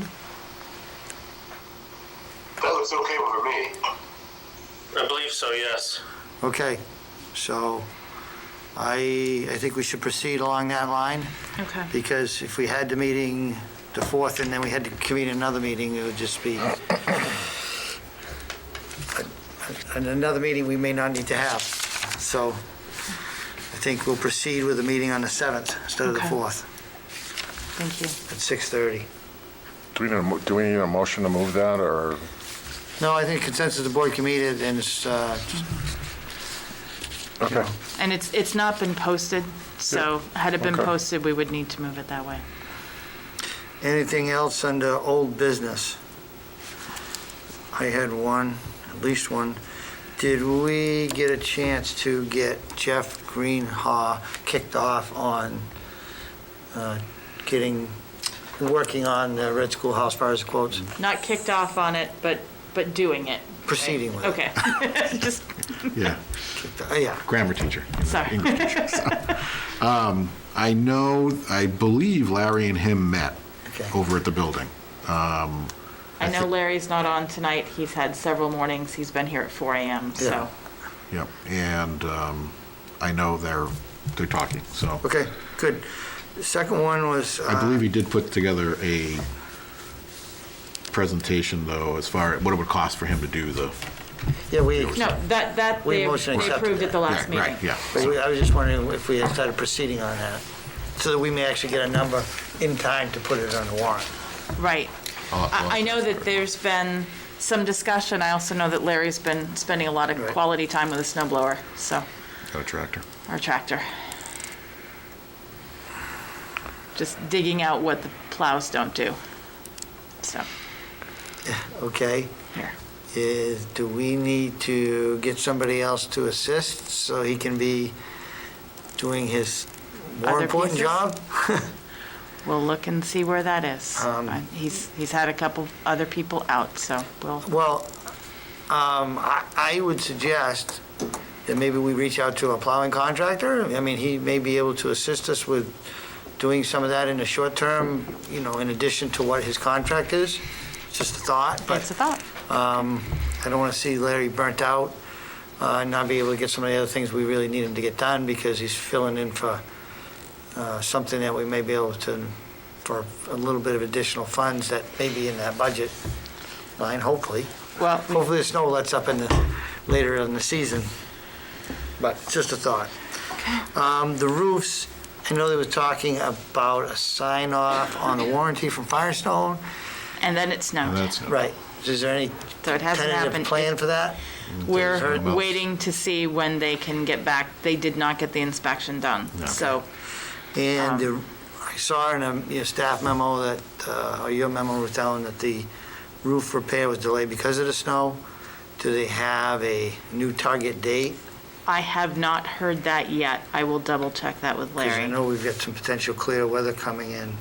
A little bit. And then we have a lot of rain There's some coming. rain coming, right? So, Christmas Eve. But after that, it might, I don't know. if well, they- I'm hoping that maybe we can get something in before it rains, which would, or we're gonna need to buy some more buckets.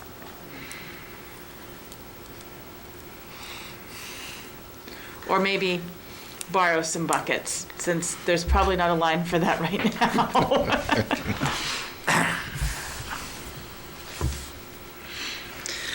Okay. That's a whole nother discussion. Does anyone else have anything under old business? I do. When did report cards go out, the last set?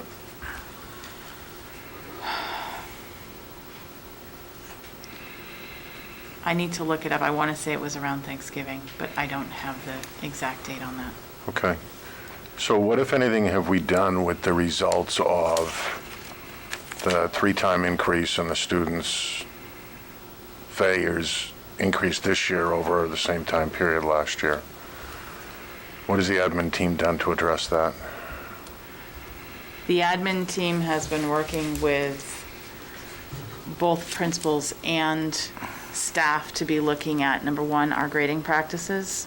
Number two, to be looking at our practices as far as protocols and expectations, meeting with students, meeting with parents, making sure that the contact is initiated, that there's not a time that's a lapse there.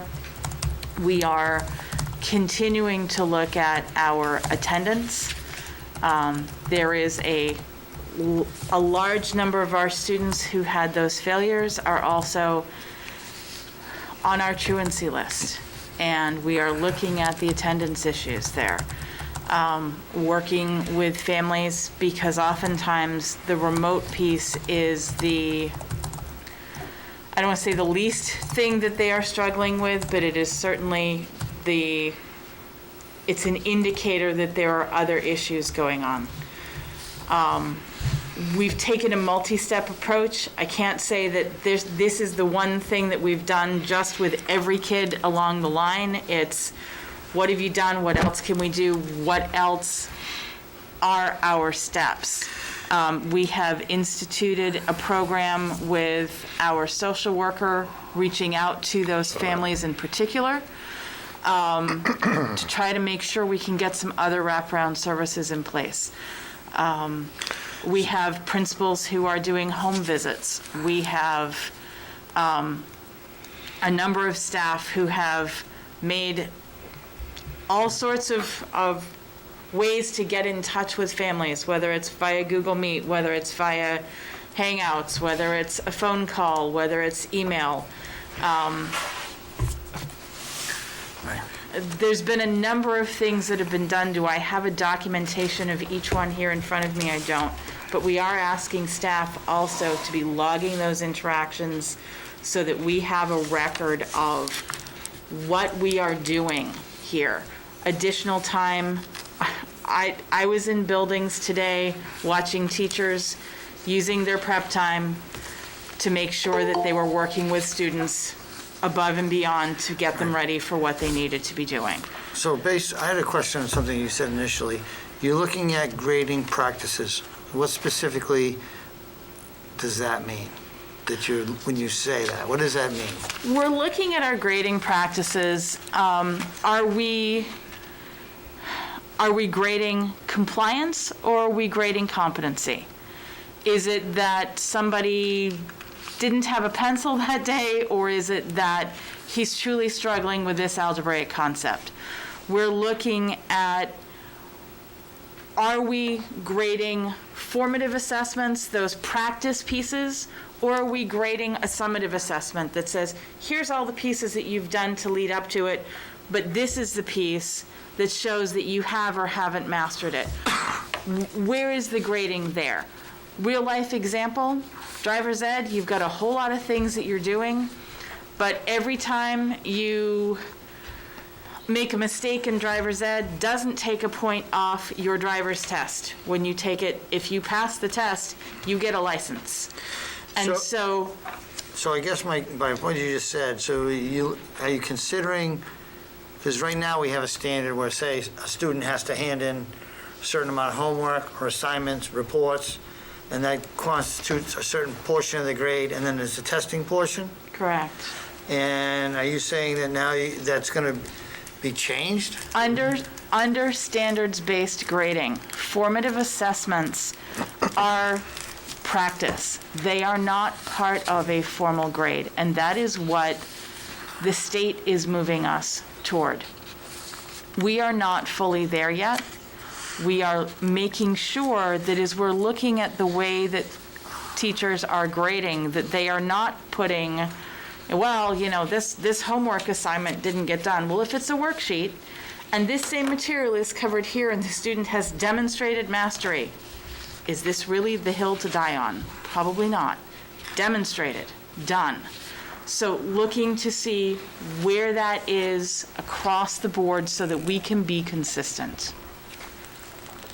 And that'll be done by policy? It needs to be done by policy. Okay. So when are the next report cards due out? I don't have that date in front of me. Matt or Approximately? Paul, do you have, end of first semester is going to be mid to late January. So report cards will be a week or two after that, so the end of January.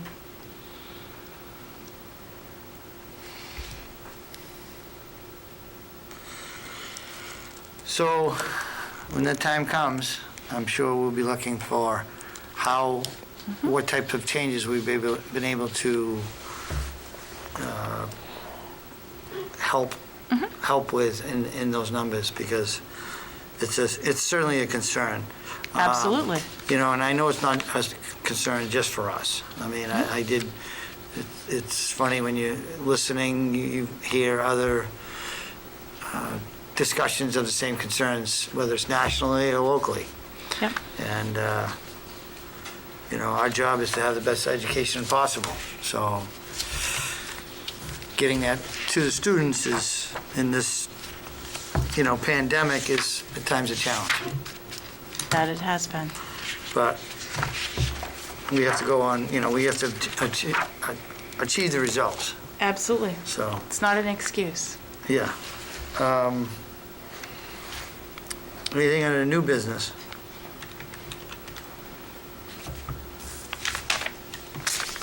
I think it may be on the delegate assembly, but I didn't open it. It was addressed to you.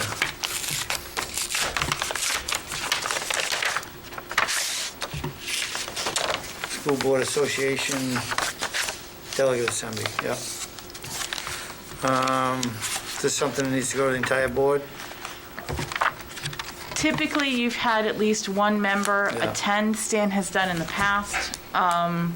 And it gives you information on what will be brought up at the delegate assembly. I think most of that also came to you electronically, but I may be wrong there. Typically, they send it both ways. Right. And if I need to, I can scan it to the board if that would be helpful. Yeah, and definitely in the future, if something's addressed to the chair, please open it. Will do. Because it may be time sensitive, and you will know where it needs to fall in priorities better than I would. Will do. Next on our agenda is budget. I know we've already had some discussions. Is there anything else that needs to? The default budget. Default budget was sent out this afternoon. Yes, it was. Looked over by our attorney last week, and no issues were found. Matter of fact, I'm waiting for a cover letter right now just to state that he looked it over and everything looked compliant. The default budget we came up with for FY '22 is $16,145,579.76. And how is that compared to a proposed budget? $473,896.94 higher. And what is those increases, how are those categorized? Are those highlighted in this default budget? Pretty much, if you look down where it says prior versus default, they're all contractual as far as retirement, FICA, raises from CBAs, and services, if anything, that fell under that, but it's pretty much, a lot of them are decreases too. So with the way that the default budget is put together, it's the any one-time expenses from this current year would not be brought forward. If they are recurring expenses or contractual expenses, those are brought forward. And then those pieces that are required by law, those pieces that are required by contract. Special education expenses are by and large required under the law. If we're looking at contract, the difference here, teacher's contract has been passed, you will see the increases there. Paras do not have a contract yet, there is not an increase for the paras under the default budget, but There's a separate warrant article for that. that's a separate warrant article. There would be there's no increase built in for administrative staff, but the increase that is required for retirement is in there, because even though we wouldn't receive a raise, we have to put in a higher percentage of the retirement. Now, when would this be going to the budget committee? Typically, we have a vote from the board to accept the default budget, and then it goes forward. It would go to them either prior to or at the public hearing. I think it probably makes sense, if you want the attorney's cover letter with this, you could take it up on the 7th and forward it with the other pieces at that time. If you wanted to, I know that you received it today. We Right. thought we were going to have that cover letter, and we did not. So, Yeah, I have at the last default budget, I think there was some questions that were brought up by the budget committee. So I don't know if we're expecting to have that this year, or as far as those classifications and of those items. I know last year you had some discussion with one of the members regarding that, and there I don't know, are pieces that that fall there in have the been gray times area. that Neil and I have agreed to disagree. And it's been, when legal has said to the board, this is within your purview to include in the default budget, it's been included. Sometimes we agree on those pieces and sometimes we don't. But the default budget by statute is currently the board's to determine at this time. So, yeah, we should probably have that on the agenda for the 7th. Okay. And also, When we one get thing- that letter from the attorney. And hopefully the budget committee sees that, but usually when your default budget is higher than your budget that you're trying to get passed, that shows you're trying to pass a lean budget. So, Well, it's typically, that's the way it looks, usually here. But, I want to make sure that, that the board is in consensus, that this is what we're going to put forward, and I think we're going to need at least some time to review it. So on I'm going this, to have to get a little bit more understanding before I can make that opinion. Go ahead. so on the 7th, we'll have a firm Fund 10 proposal. We'll have all our warrant articles in our language, and we'll have a default budget that can go out on Friday to the budget committee that they'll have for the weekend to study. Is that the plan? yep. That's the plan.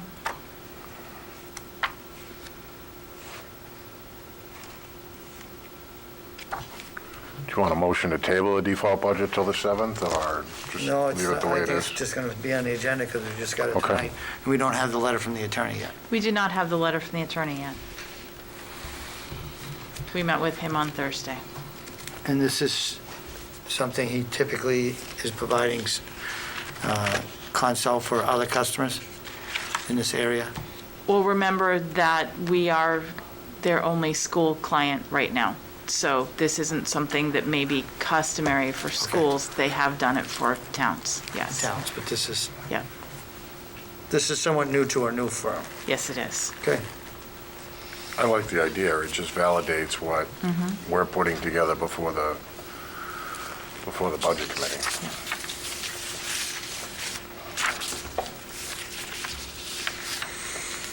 Okay, anything else in the new business? Oh, actually, this is budget. We voted on a public hearing. Yes. Do we have any other agenda before we go into non-public?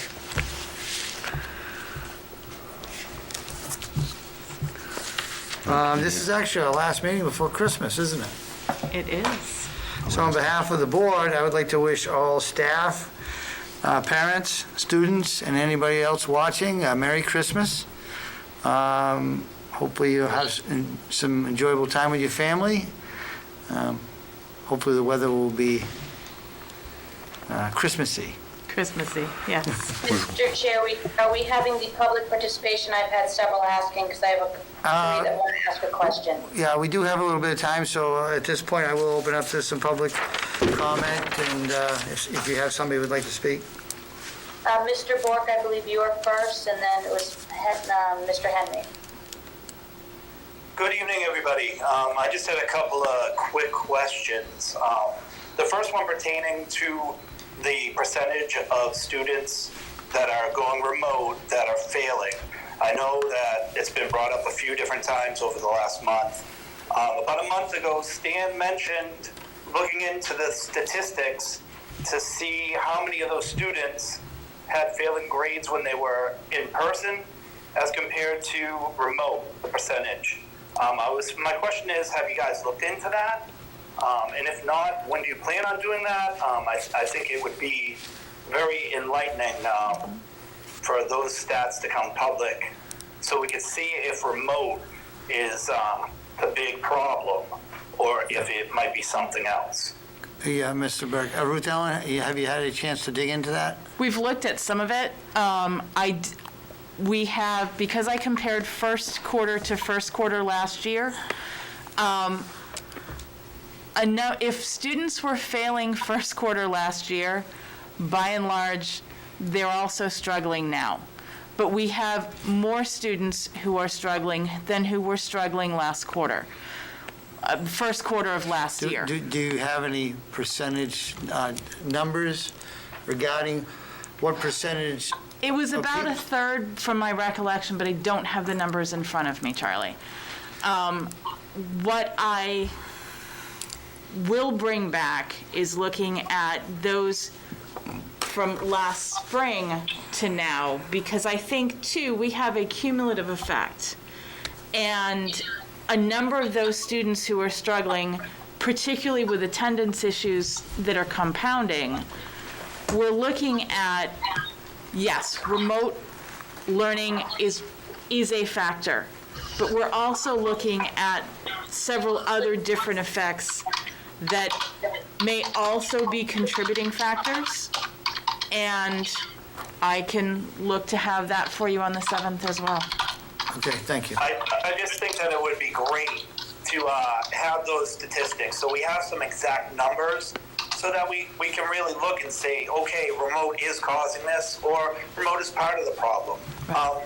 My second quick question was, in the past, I know the principals have been given reports, weekly reports, and I found and my wife found that they were very enlightening and we look forward to them every week. It seems lately, the last few weeks, we haven't heard any. I don't know whether they're giving them in non-public, but my question is, are you going to start letting them talk in public again? Because I think it's very important for the town, parents, students to hear from the principals. I thought when they were doing it and it was public, that it was, very enlightening. It was great to hear from the people that are in there every day working, knowing what's going on.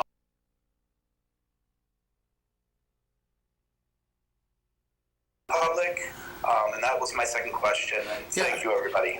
Yeah, I can address that. We have had that, and I think it was informative to the board and the members. They've been supplying those weekly reports.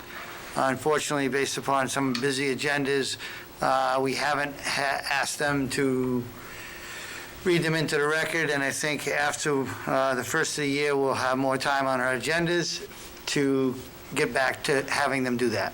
And typically, the principals do a report monthly, but certainly, if you're looking for them to do an update for the other meetings. I'm not looking to add additional reporting requirements on their busy schedule. but I think the point is well taken that it's good for them to provide that input at the meetings. We will also post the principal's reports and the other administrators' reports as part of the minutes as they are posted as well. Charlie? Tim? If I could I just answer one part of That's Mr. Paul. Bork's Go question, ahead, Paul. at least for the high school? Go ahead, Paul. Can you wait 30 seconds, Paul? I was just getting ready to compliment you. Hold on, Paul, we'll wait for the compliment. Go ahead. So, wait a minute, so should I go with the compliment first and then say what I want to say? Yeah, we'll do that. Because you don't get them often. I just want to say as a parent, I hear from Mr. Roberts at least once a week.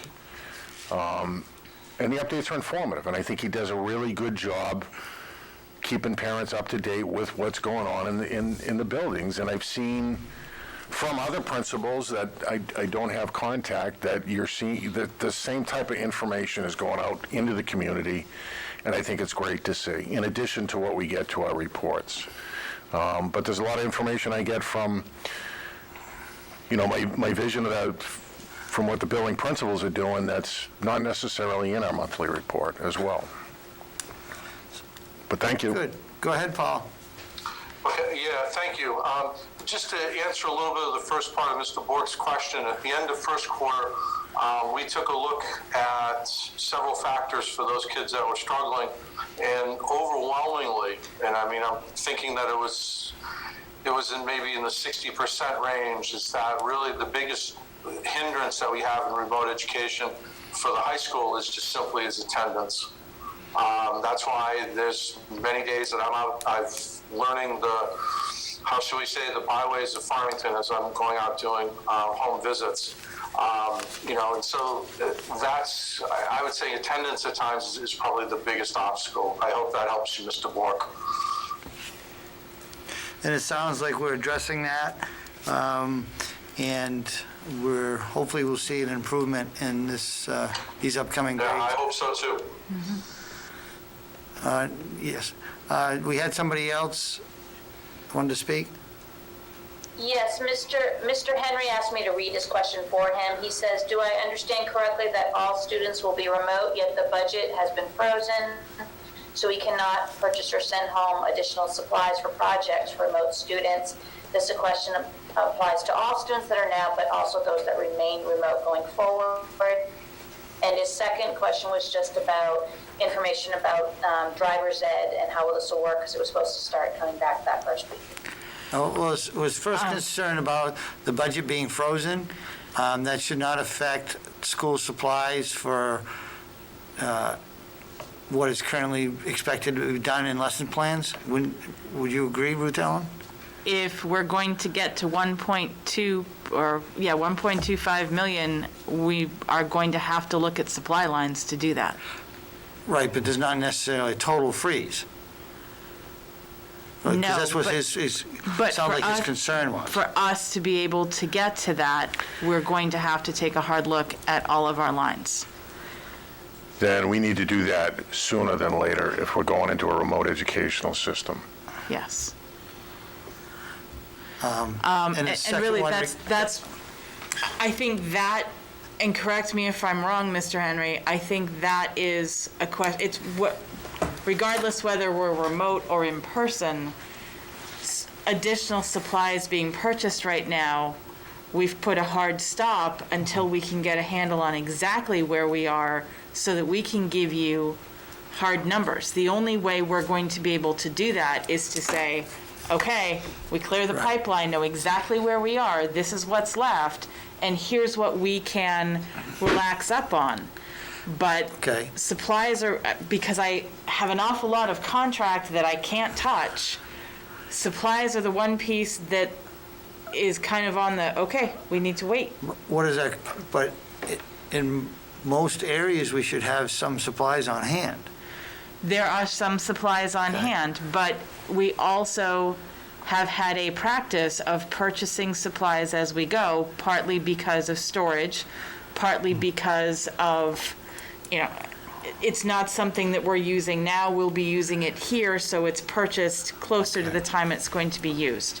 So I've not had this conversation directly with Mr. Henry to see what it is that he's concerned about not having. Okay. Well, it sounds like you will be. I will be. And the second one regarding driver's ed. Driver's ed, I know that the instructor was looking at doing that either in person or via electronics for the first portion of the meetings anyway. So that should still be able to start. The classroom portion can still be done via Google Meet. So I will be in touch with her, obviously, with this piece, and we'll talk about how that works, but, and whether she remotes from where she is or she comes here to remote, we can certainly work with her on that too. Now, do we have people signed up for this at this point? I understand that we do, but I've not seen the numbers yet. Okay, well, whatever system gets put in place, hopefully people will get notified as soon as possible. And that will be done. Tim? Just curious, how... And I have a question. Okay. And Mr. Henry is one that signed up, so that's why. Okay. Cara Adams, who is one of our teachers, has moved to the high school from the middle school. Her question is, and she's not sure if this is admin or board, the plan for coverage over the next few days, and is the board, are you aware of how many high school teachers were sent remote this week? That was part of what I have sent to the board, and Mr. Roberts and I have been working on where that coverage will be. We're going to be tight for the next couple of days, there's no question. Yes, we were informed of how many teachers we were put out with COVID restrictions Friday and today. I think it was 4 Friday and 4 today. Tim? How did we put out to parents word on the driver's ed? Just curious.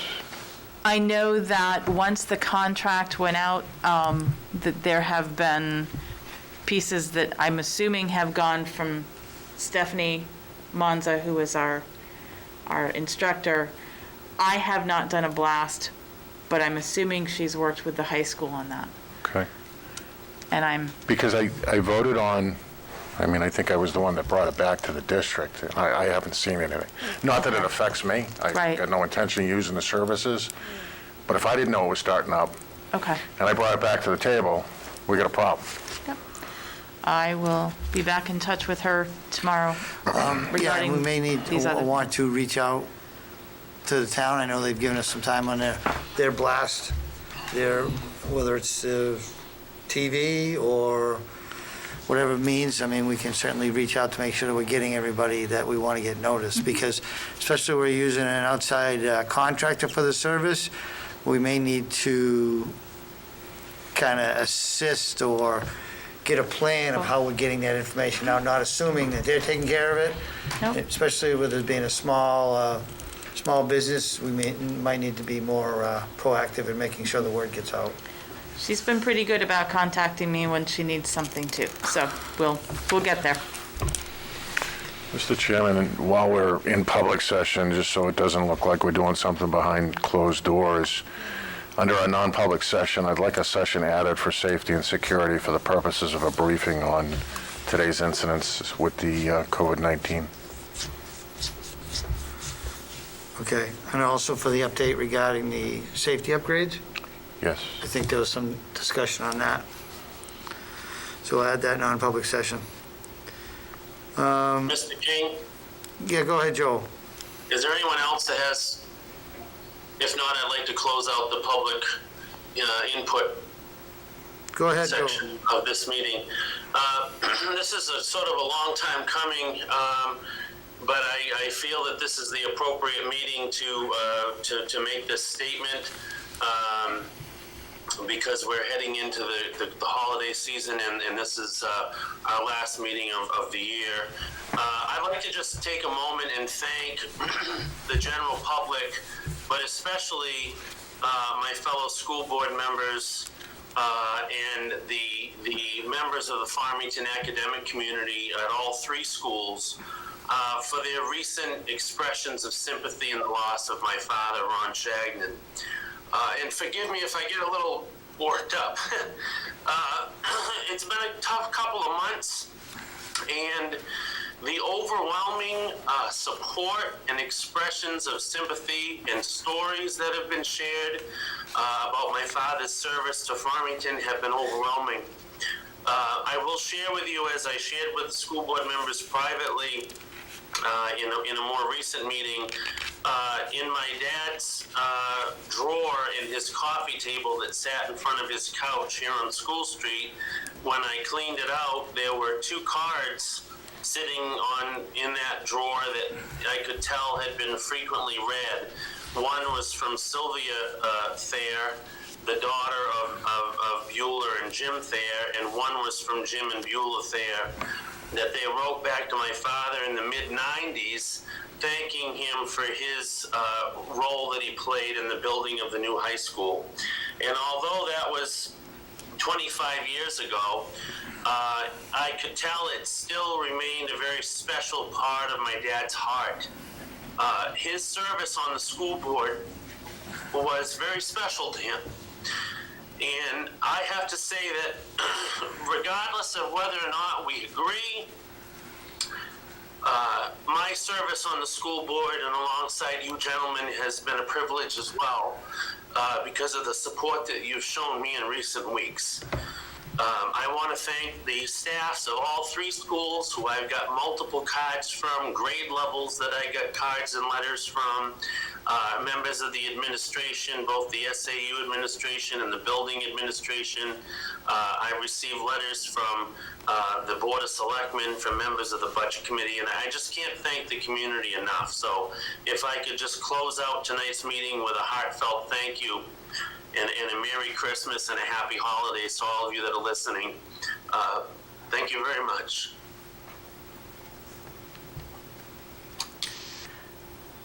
On that note, on behalf of the board, I'd like to wish everyone, staff and community, a happy Christmas and a happy New Year. And I'll make a motion to go into non-public session under RSA 91A 3, 2, A, B, and C, under nominations and resignations. Second. Second. All in favor? Aye. Aye.